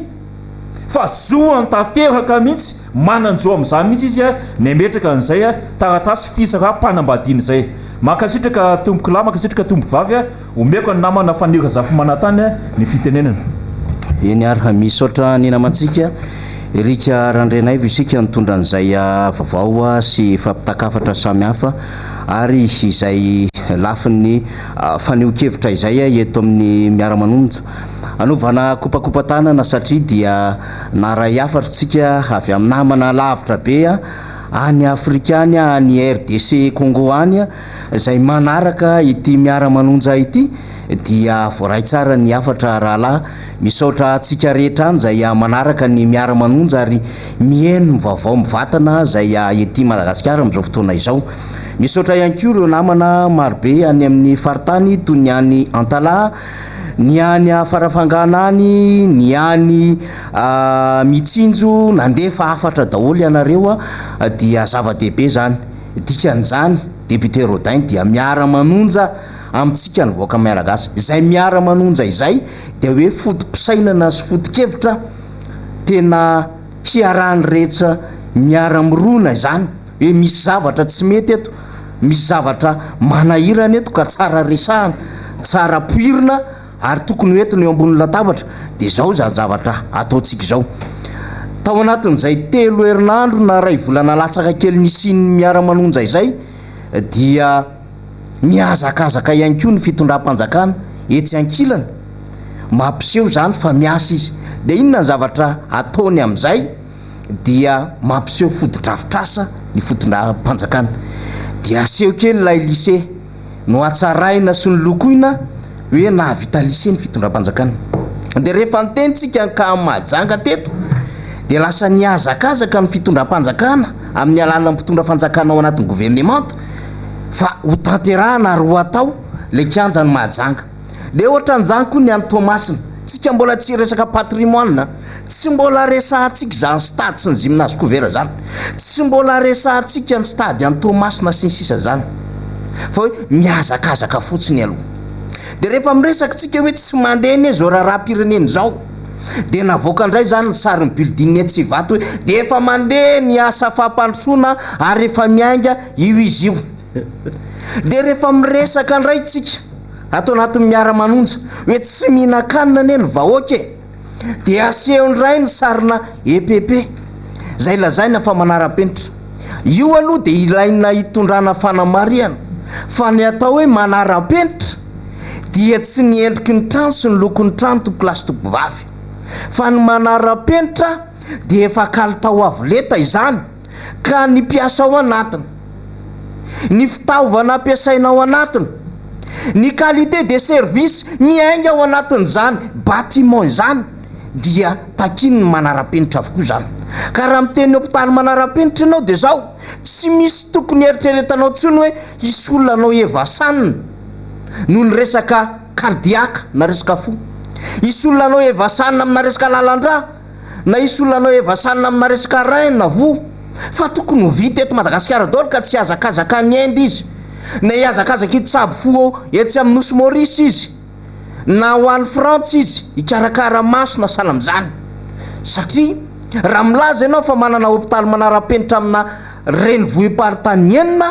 dia nidikan'izay manara-penitra azy dia zao misy fitaovana zay tena avoleta fa raha tsy izay ny zava-misy fa ny trano no amboarinao dia tsy mitovy amin'ny hôpitaly be hôpitaly mpanjakana zany apetratsika izay zavatra izay raha miresaka EPP manara-penitra isika ka tsy nikalitao amin'ny trano ihany ny zavatra tiana tongavana amin'izany fa hoe inona ny fitaovana ampiasainao anatin'ilay EPP misy cantine scolaire ao misy bus itaterana mpianatra ao ary ny fitaovana ny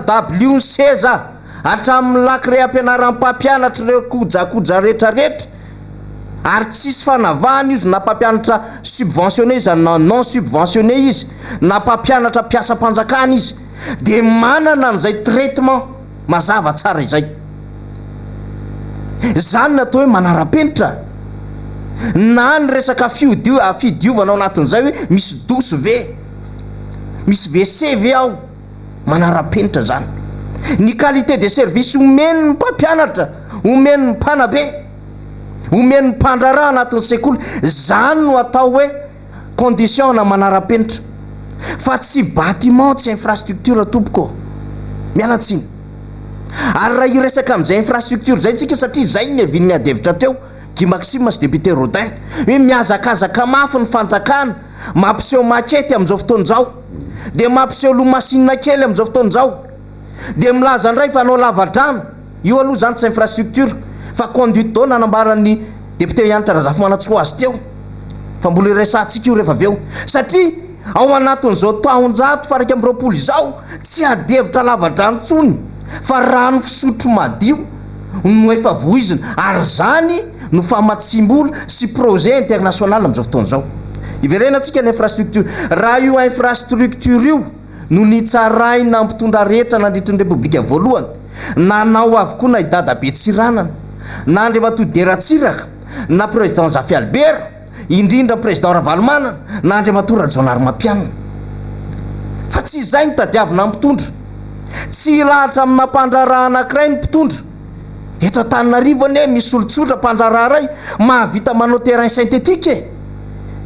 dia ilaza mpitondra fa nahavita nanao terrain synthétique. Zafady fa misy mpandraraha afaka mifaninana an'izany.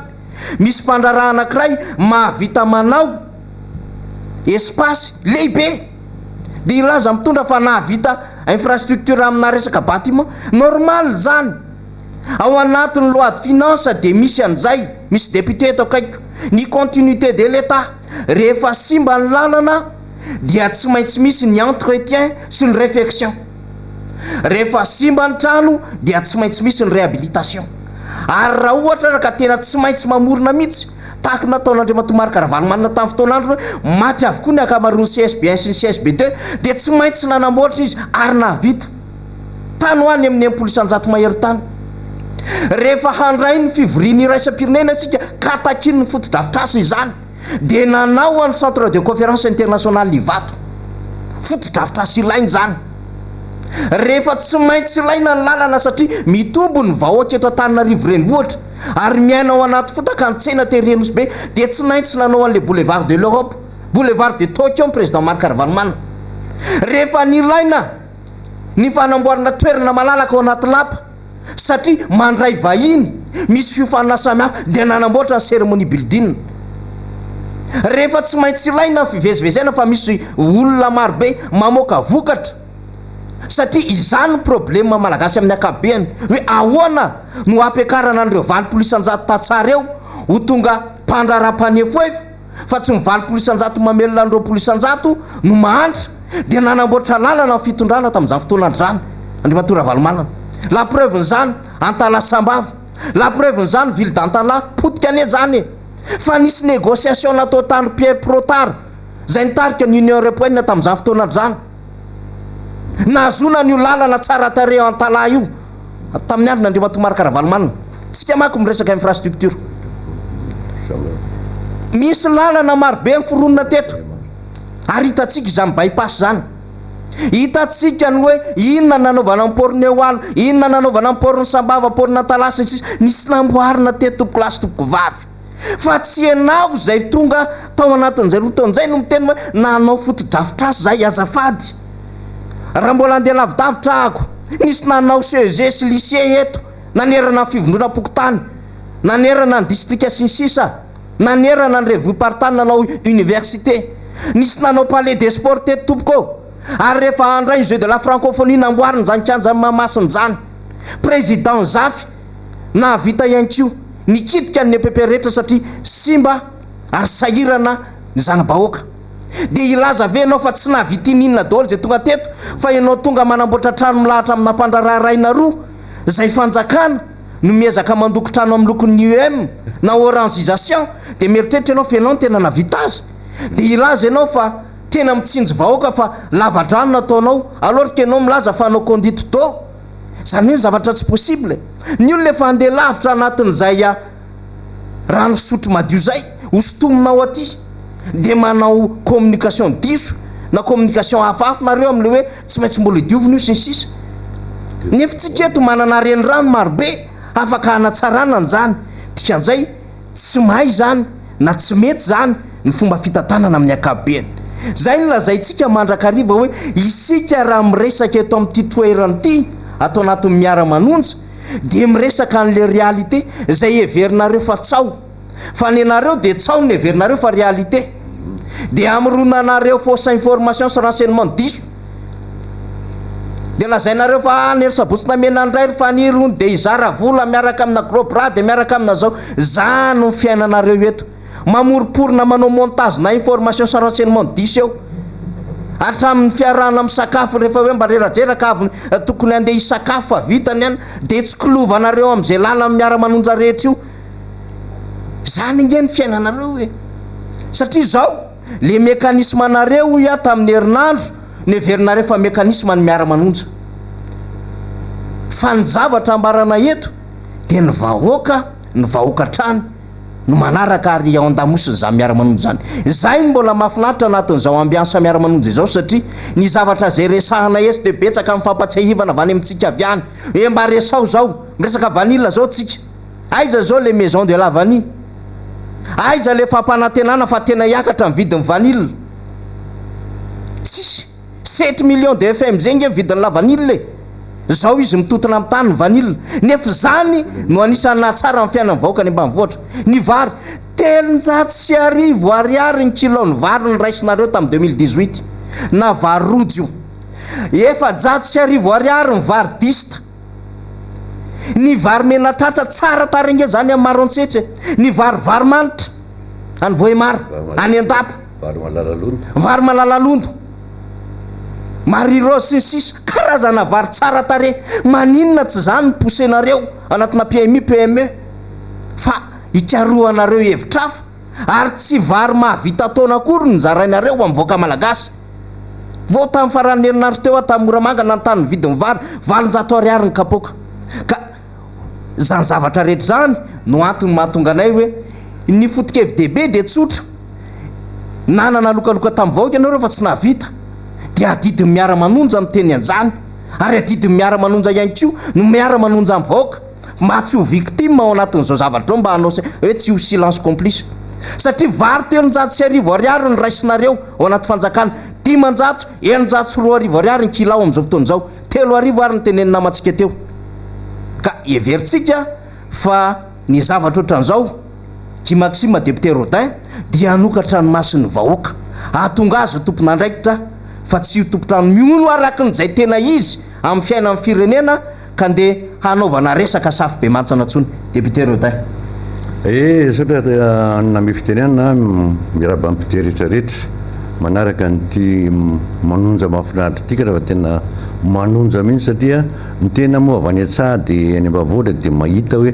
be dia be zavatra en'ny vahoaka zany. Raha iresaka eto ambony latabatra eto hitatitra aminareo dia miara-manonja tsy mandainga, tsy andainga amin'ny vahoaka satria ny kororokany adalany reto fanjakany reto no ataony miara-manonja, ary zavatra mipetraka ara-dalàna ny zavatra tenenina. Fa mitodiky orzala zany mbo misy zavatra teneniko ile inona kay ty adalàna izy menakavy reto e, conseil des ministres mivory dia anapaka hoe fanga tsy azo tsony hoe Miami, Paris, tsy fantatra tsony le tanàna natao makety tsara tare, fa lasa mitovy aminay any ambanivohitra ry amin'ny kilometra riko hoe anao lavadrano dia taitra ny tena hoe anao lavadrano eto Antananarivo dia ahoana zany,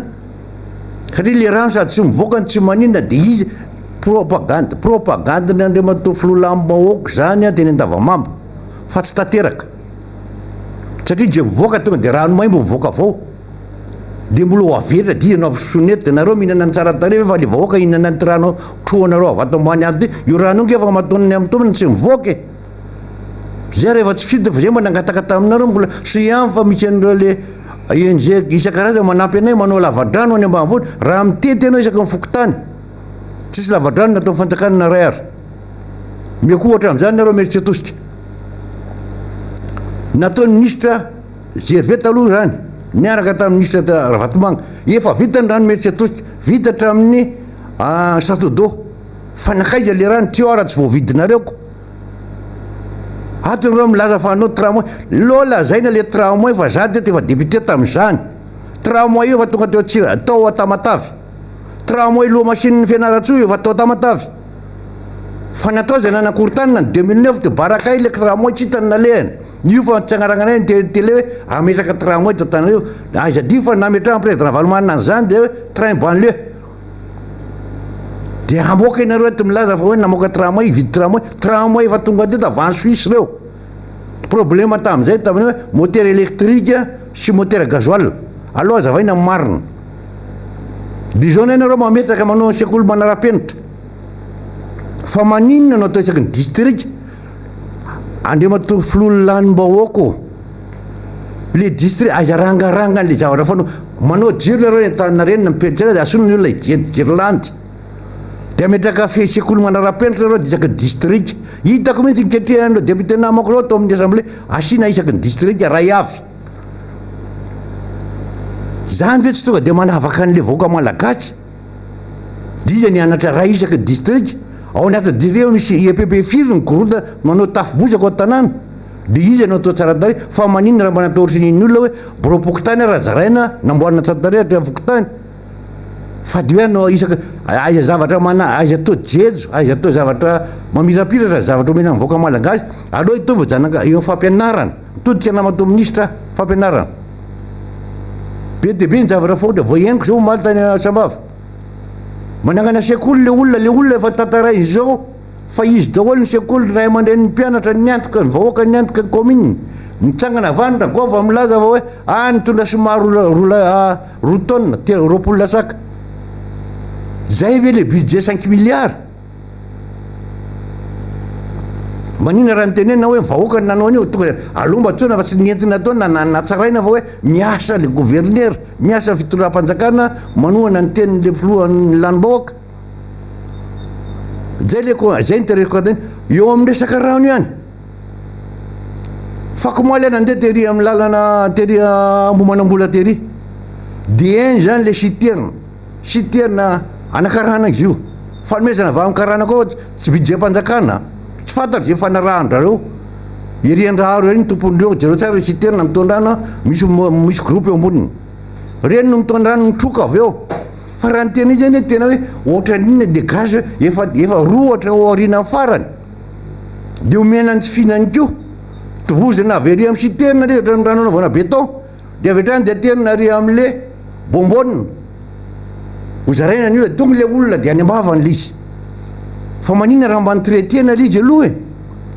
zay le izy natanena mandrisezany naka le na de mamenatra na de vahoaka mitery anreny hoe fa nga de tsy mba misy zavatra hygiène na citerne mba ohatra reny fitondrana ronono reny mba rehefa tsy manina de reny natao fa ty citerne fitondrana béton ty diovina dio naterina rano any vahoaka mamenatra zavatra misy fa zavatra tena mampimea de eto amin'ny zavatra ty etsoko vahoaka manontolo mihitsy mijery fa hitako maly tikatra produit reto zany reto karany reto de tsy mahazo mivarotra amin'ny produit vita malagasy jovena galana atrahin'ny soupirety mpivarotra taloha tsy mahazo mivarotra tsondry zavatra vita malagasy fa reto ankarana sy ny karazany reto porte reto no amidy tonga de fantany vahoaka ny tiako tenenina aiza adiny 2009 ta izy korazakorazana nitaritany révérence mpitolona mafanapo PSONAM révérend Renald John nde manampy nitarika mihitsy zay tamin'izany tamin'ny 2009 ozy izy hoe tsika de tsy mananga-tsaina tsisy tsaina nisangana teto Madagasikara ny teny namako teto vo teo aloha teo ka za eto mba miteny ty hoe aoka ny voaka malagasy rehefa izaona ataon'reto karany reto galana jovena reo no hitareo atrany misoupirety sy grand tsy hitanao tsony ny produit malagasy mandana mijery tiko anina ray ary fa de io zay ty aloha koa zay mba hiteny amin'ny malagasy rehetrarehetra zay ao anaty mamoaka teny Miara-Manonja aiza mividy produit an'ireo tsony aloha ny azo ao de mba mitovy lalao amizay fa tsy natao fotsiny hoe tany Maurice ihany nanaovana ny minina tamin'ny resaka ino ty izy gastro dia ampidirana ny KFC teto Madagasikara fa eto reto misy zany le olona tena nampijaly voaka amin'ny resaka lasantsy dia koa mampijaly voaka malagasy azy mihinana produit vitanareo eto raha ohatra hoe reto olona inona problème mareo ato anaty miara-monina tsisy resaka hoe président Ravalomana ny kabary tamin'ny zavatra iny na hoe tsy anazy koa raha efa tsy azy tsy mitantana ny koa izy fa le tsisy azy ampidirana tsy tena nyroahana hiala amin'ny station essence reny dia manaitra izy mba manaitra zany za dia manaitra mihitsy zay eto miara-monina miara-miteny aloha itoditsaina voaka malagasy fa ianao gasy manao zavatra hoanao mihinana zavatra tsara mety nanondrana tany Afrika Atsimo fa natomboko zany tsy mahazo manao an'izany to hoe aloha ihinana any avany velany a sy le karana teto manao an'ny eto tanàna na Antsirabe aloha itovy apetrao azy ipetraka any koa fa io azonao zaraina hitanao amin'ny rehetrarehetra ny produit vita malagasy tokolasy tokovavy be dia be raha zavatra tiano tenenina fotoana mandeha anka dia apetraka omeko ny namana Gimaxime ny fitenenana misaotra vetrany ny solombavambaoaka ny Madagasikara isika zay fantatritsika fa solombavambaoka na rivony mamo tonga foana mitondra ny anjara birikiny amin'ity fiarahantsika Miara-Manonja eto amin'ny firenetsika ity fantatritsika tokoa ny didy sy andraikitra tandrify ny solombavambaoka rehetra ary mijoro amin'izany izy ireo Miara-Manonja aminareo izy any amin'ny tsy fetezan-draha intsony eto amin'ity firenetsika ity ary izay ny fanamariana tsara hoentina foana ity ampiandohanany amin'ny hoe ny fanoerana Miara-Manonja mivoaka malagasy amin'izao tsika miteny ao amin'izao tsika miteny zao finaritra ranandreko rapitsikany miarabantsika rehetra manaraka ny Miara-Manonja dia reto koa ny afatra apitainareo any amin'ny toerana rehetra misy anareo any na ny faritra 20 na ny commune 590 eto Madagasikara dia arenesana atrany ny amin'ny hoe misaotra makasitraka amin'ny fiarahana Miara-Manonja aminay amin'ny tsy fetezan-draharaha eto amin'ity firenetsika ity asiana fanamariana atrany satria roa herinandro zay no netomboany ny fandarana Miara-Manonja dia hitatsika tsara fa teboka anankiray ho afataratsika ny amin'ny hoe tena mikorotana tokoa ny raharaha politika ary ao anaty crise politique tsika tsy afaka miala amin'izany izao zava-misy eto amin'ny tany sy ny firenetsika izao dia anaty crise politika tanteraka tsika ny crise politika iainantsika amin'izao tsika vanim-potoana amin'ny resaka izao dia tsotra ihany ny amin'ny tsy fahatomombanana ny tantanana ny fiainam-pirenena ohatra ny heverin'Andriamatora Rajoelina filohan'ny Repoblika fa mbola amin'ny fotoana ny teteza mity tsika izao dia tsy manaraka manitsakitsaka ny lalam-pandrenana manitsakitsaka ny lalàna manan-kery manoloana ny fitantanan-draharaha-mpanjakana aza diny niditra tamin'ny fifidianantsika dia ny arananaiky ny rehetra fa ianao zany lany kanjo dia nipotra ny raharaha doublant tamin'ny taona lasa iny nitondrako ny fanamariana amin'ny ity androany ity sy ny anjara fandraisako fitenenana dia tsotra ihany voalohany indrindra makasika ny Golden Gate efa mety ny maître ianatra teo solombavambahoaka ny makasika zany velariny tamintsika teo fa raharaha roa mazava tsara ny raharaha Golden Gate dia ao ny raharaha zay arahantsika any Afrika Atsimo dia ny procureur général Samila Batoy no mandray an-tanana an'izany fanadidin'izany ary androany ray Febroary dia miakatra fitsarana zany ireo passeur telo lahy eto Madagasikara mifantatsika araka ny fanazavana metiny teo dia misy ireo folo menada amin'izao tsika miteny zao ary misy ny avis de recherche nalefa tamin'iny farany herinandro lasa teo iny ombenombeny dia ampitsaivinatsika fa tsy naomby ny paikady ny fanjakana na dia nisy mpisolo vava telo menada nandeha aloha misy mpisolo vava nandeha tateorina dia tsy naomby zany aloha lay paikady ny fanjakana ny amin'ny hoe mangataka ny fiarah-miasa amin'ny firenena Afrika Tatsimo ny amin'ny anaovana extradition andreo telo morala placeur reo ary ny rapatriement nylay volamena 3.75 klaotika an'izany eo amin'ny lafi ny fifandraisany raisam-pirenena dia mazava zany ny amin'ny hoe ny firenena fa Afrika Tatsimo amin'izao tsika miteny zao dia tsy mandray velively an'io raharaha io o raharaha tsotra fa raha goavana ary raha tsy amelany io raha tsy mivoaka ny marina momba ny raha golden dia fantatsika retro ombenombeny filazanay a dia miampirina kely no voateniteny sy voatonotony ny etseroa ary io mbola mandeha io ny fisamborana etseroa fa ireo tompon'andraikitra goavana zay fantatritsika fa tompon'andraikitra ny amin'ny famoahana tsy vo izao raha tsy ahivoko 15 kilo d'or tamin'ny mois de novembre lasa teo a zay hita tamin'ny Dubai a dia very anjavony zany rehetra zany eto Madagasikara dia mihevitra nareo fa mipanohatra ve ny manao an'izany ka very anjavona toy izany fa tsy enjehana toy ny ahoana ny mpanohatra raha sanatria misy ao anatin'izany raha zany dia mihevitra ve tsika eto Madagasikara fa raha ny lokaloka ny florajuel tamin'ny raisany fitondrana dia amin'ny fa hitondra raha voalohany indrindra dia ny fanaraha-maso ny fanondranana tsy ara-dalàna eto Madagasikara dia iza zany ny manao an'ity raha ty dia mametra-panontaniana tsika dia mivoaka avokoa ny fanambarana etseroa avy amin'ny Facebook na mitambazotra maro samihafa manononona ny anaranareo dia mihevitra nareo fa izy zany manao an'izany dia tsy ahivina amintsika fa ny raha golden na oviana ho vaty io dia tsy maintsy ho fantatra ny amin'ny iza ny tompon'andraikitra ary miara-miasa amin'ny fanjakana amin'ny fahamoahana an'io tsy zay no mitondra laingeto fa ny teninareo ny amatorana ianareo ny amin'ny efa fandimina io zao ny segene no ngesaka an'izany tompon'andraikitra voalohany ene no miteny an'izany dia iza no endrikendrehanareo ny amin'izany fa mandainga ny famerana dia io lay teboka hitenenako antsika tamin'ny herinandro lasany amin'ny rehefa ny fitondram-panjakana no manohitra ny mpanohitra dia midika zany a fa tsy manakambara intsony izy manolona ny tsy fetezandra raha eto amin'ity firenena resahantsika ity dia ampitenenina avokoa na ny solombavam-baoaka mivondrona anatin'ny hery dia na ny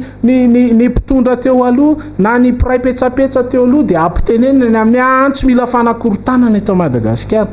tsy mety amin'ny malagasy ary tsy mety amin'ny firenena malagasy tsony ny fidinana an-dalambe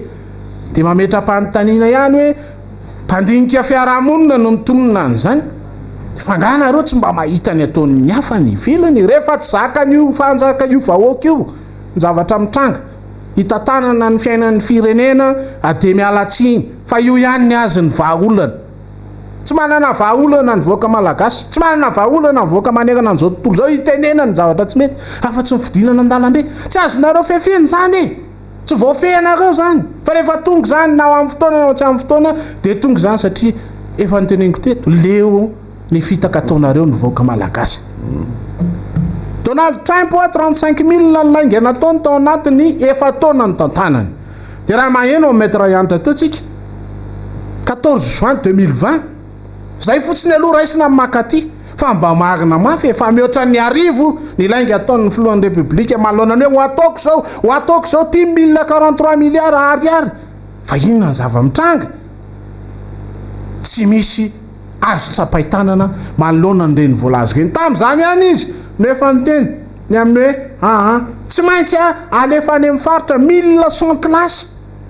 dia rehefa manao tombanezaka ny ministry ny fanabeazam-pirenena dia 30 ozy ny vita tao anatin'ny roataona dia raha 30 ataovy raha 6 classe na 7 classe na 10 classe tsy maninona vao 300 zany ady amatofoloha efa ianao no miteny fa alohan'ny farany taona tsy maintsy vita 1100 classe dia zany le hitenenana eto hoe niteneny ny vavanareo hafa ny ambaranareo hafa ny ataon'ny tananareo hafa raha golden gate raha nyty discours politika zay tsy manao afa-tsy ny mampandredrisa amin'ny malagasy ny amin'ny hoe ataoko zao ity indray no atao izao indray no atao dia izao indray dia manitsaka lalàna manan-kery satria rehefa miresaka vovo zany tsika dia ny code de langue mazava zo fototra amin'izao fotoana izao manerana an'izao tontolo izao raha miresaka ODD ny fahazahoana rano fisotro madio maimaim-poana ho an'ny rehetra dia gaga indray ianao fa tonga indray raha fanjakana anao toy 7 amin'ity taona hitsahantsika ity dia manitsakitsaka lalàna zany tsy manaraka ny lalàna 98 035 036 037 038 code de l'eau resahantsika zany zavatra ambarany filohan'ny republika zany dia mandeha raha matahora maro samihafa dia okare raha matoserasera tsy fantatray tsara izany ao ambadiky ny fampelezana any anatin'ity Facebook ty fironona daholo io compte rehetrarehetra io itenenana fa mpanohitra dia manana paikady hafa anakorotanana sy andehanana mandeha makany amin'ny fanonganam-panjakana. Miala tsiny e, nareo no manonga-tena, ny ataonareo no manonga-tena satria izay ny zavatra misy eto amin'ny tany sy ny firenena amin'izao fotoana izao. Fantatray tsara io paipaikady manoratra etseroa io hoe zao no atao, zao no atao. Miala tsiny izahay mpanohitra mivondrona atao anatin'ny miara-manonja dia tsotra ny adevitra, tsy ekenay nitondrana ny firenena mandeha makany anatin'ny lavaka, tsy azonay ekena nitantanana ny firenena mandeha makany amin'ny fandrobana ny fananana iombonana, tsy ekenay ary lavinay ankitsinamo nitantanana ny firenena makany amin'ny akamakamo, makany amin'ny tsikombakomba, makany amin'ny fanangona ny fanodonana ny volam-bahoaka ho amin'ny tsizy. Zany no antony ijoroanay ka mialatsiny raha matoa serasera, mialatsiny solombavam-bahoaka tsy mindrano herde zay aza ampitahorina fa teny maître ihany teto tamin'ny ny fampisambotra eto tsika raha ifampisambotra zany mialatsiny fa izahay manao politika ankitsi-po amin'ny fomba fijery mahitsy ho amin'ny tombontsoa iombonana. Dikan'izany aza mifampitahotra e, aza mifampitahotra fa fireneny ty iombona atsika ty ianareo no manaonao foana, tsy manao ny asanareo amin'izay ny safidianany vahoaka azy. Ianareo ny solombavam-bahoaka milisy, ny olona mijoro amin'ny foto-keviny,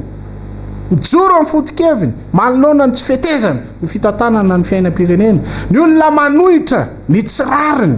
eto amin'ny firenena ary ambarako eto fa nyroapolo faritra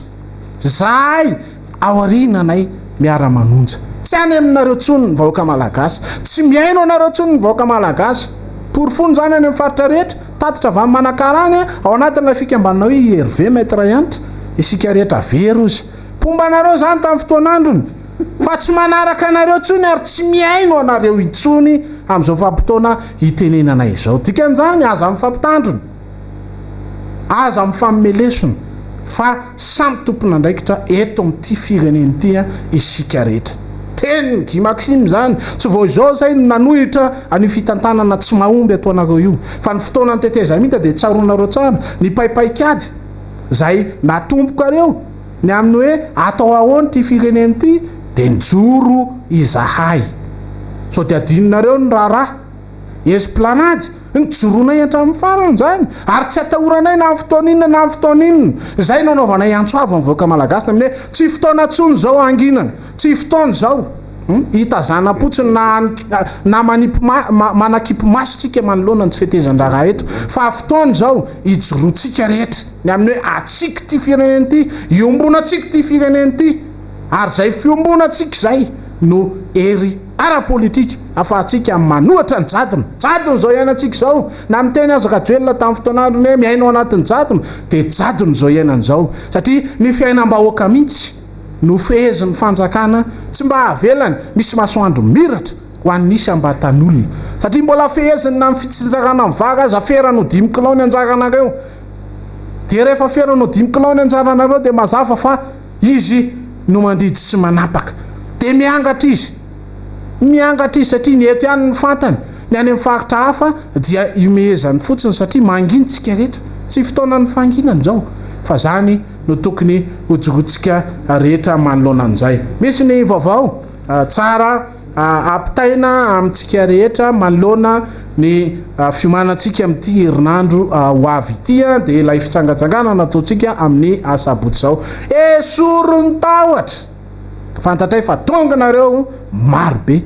miazakazaka mitondra ny fandraisanareo anjara ny fisoratana anarana fantatray fa mifandaminareo isaky ny district ny solombavam-bahoaka rehetra ao anatiny antokotiko Madagasikara ato anatin'ny fanoerana dia mandrindra manatona azy ireny nareo na ny Atsirabe zany na ny Rivonimamy zany na ny amin'ny district hafa dia manatona azy nareo ny amin'ny fandaminana ny fisoratana anarana sy ny fahatongavana eto Antananarivo amin'ny asabotsy ho avy zao. Fantatraiko io fa ny commune rehetra manodidina Antananarivo dia mifandamina mandrindra miaraka ny amin'ny fiomanantsika an'io etsika goavana io satria itenenantsika ny amin'ny hoe tsy mety zao raharaha zao tsy mety hitantanana ny firenena ho atsika any ampitan-dranomasina na ny diaspora dia ny organisation momba polo zany dia misy tambazotra anankiray tia pege K2 official any ivelany io any France io K2 official zay no ifandaminanareo zany afahanareo mahazo manao commande anio polo io zany dia anisany miara-miasa amintsika miara-manonja amin'izay fandaminana zay ho atsika eto toerana dia tsy maintsy ampitaina amintsika eo ihany vao fa tena eo ampandaminana ny makasika ny polo ny azoko ambara dia hoe 12 000 ariary tsy miova ary aty amin'ny anosipatrana MBS ihany no afahantsika manjifan'izany dia ohatra zay ihany koa tsy misy olona iranay ihany tsy misy olona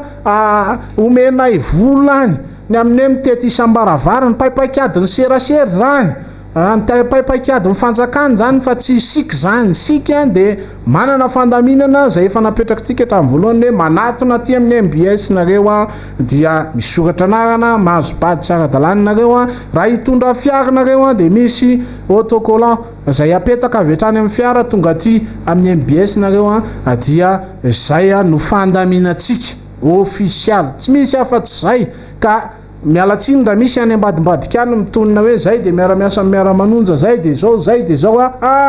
tiako zany ny atsika dia misy fandaminana mazava misy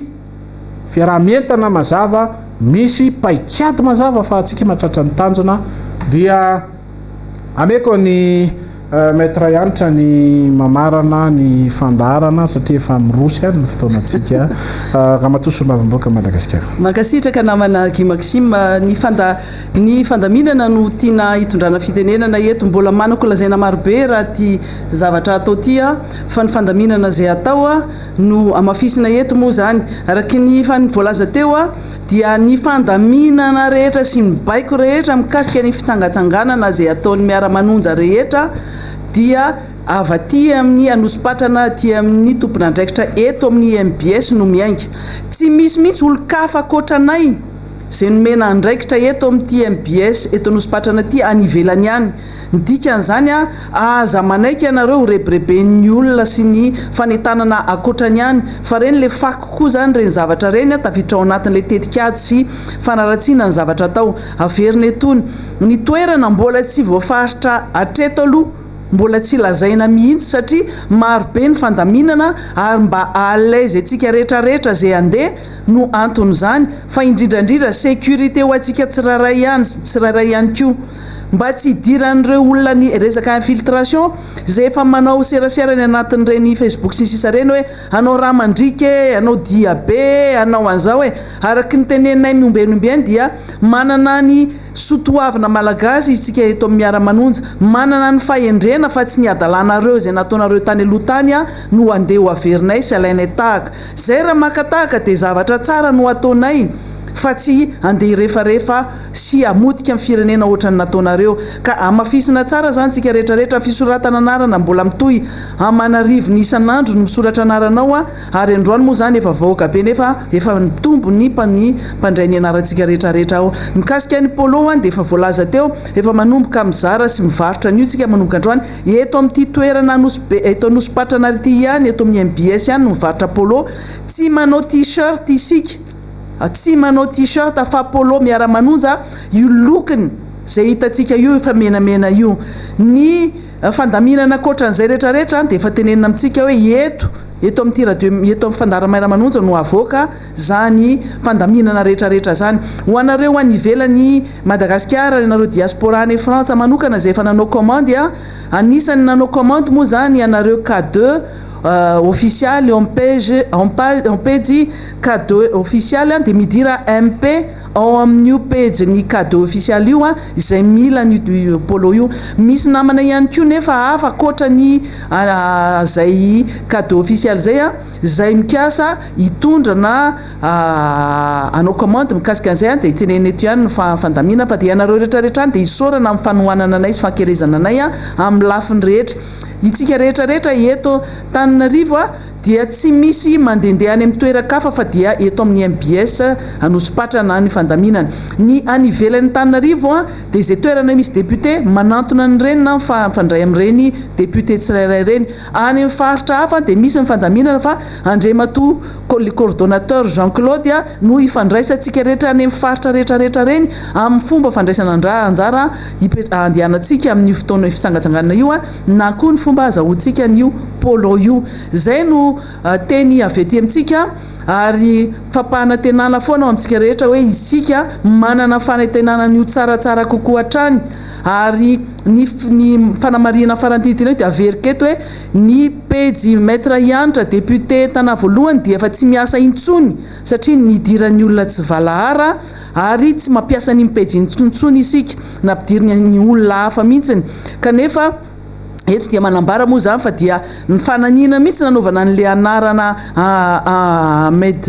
Abdel io kanefa tsika dia mahafantatra tsara fa tsika tsy manavaka na iza na ara-poko na ara-pivavahana na iza fa ezahana hoaratsiana sy atao fampitahorana ohatr' zany fa zay ny vorenaiky mampitambatra atsika rehetra samy manana ny maizy anazy tsika rehetrarehetra dia zay no anetanana pejy vaovao maître Iantra officialy no pejy anarahantsika Miara-Manonja miaraka amin'ny Z radio miaraka amin'ny MBS sy ireo rehetra télé sy radio zay miaraka amintsika rehetra. Zay ny androany fa efa tonga eto ny namana Lorety mametraka atsika ny veloma madinidinika indray ho rapitsondray. Mankasitraka ny mpandray anjara jiaby tamin'ity Miara-Manonja androany alatsinainy ity. Tapitra moa zany ny fotoana tamin'ny androany adiny 2 mahery no niarahantsika teto na afantarantsika raha maro androany. Amaraindray ny fotoanantsika manaraka tsara ny mampatsiahy kely vetivety satria nisy olo nandefa message tao hoe zahay aty Manjakandriana jiaby manaraka, zahay aty Morondava amin'ny faritra Menabe koa zany manaraka reo amin'izao zany Miara-Manonja ankasitrahana atsika jiaby misaotra bevata atsika jiaby amaray koa fotoanantsika Miara-Manonja eto foana atsika samby tsara tompoky lay sy tompoky vavy.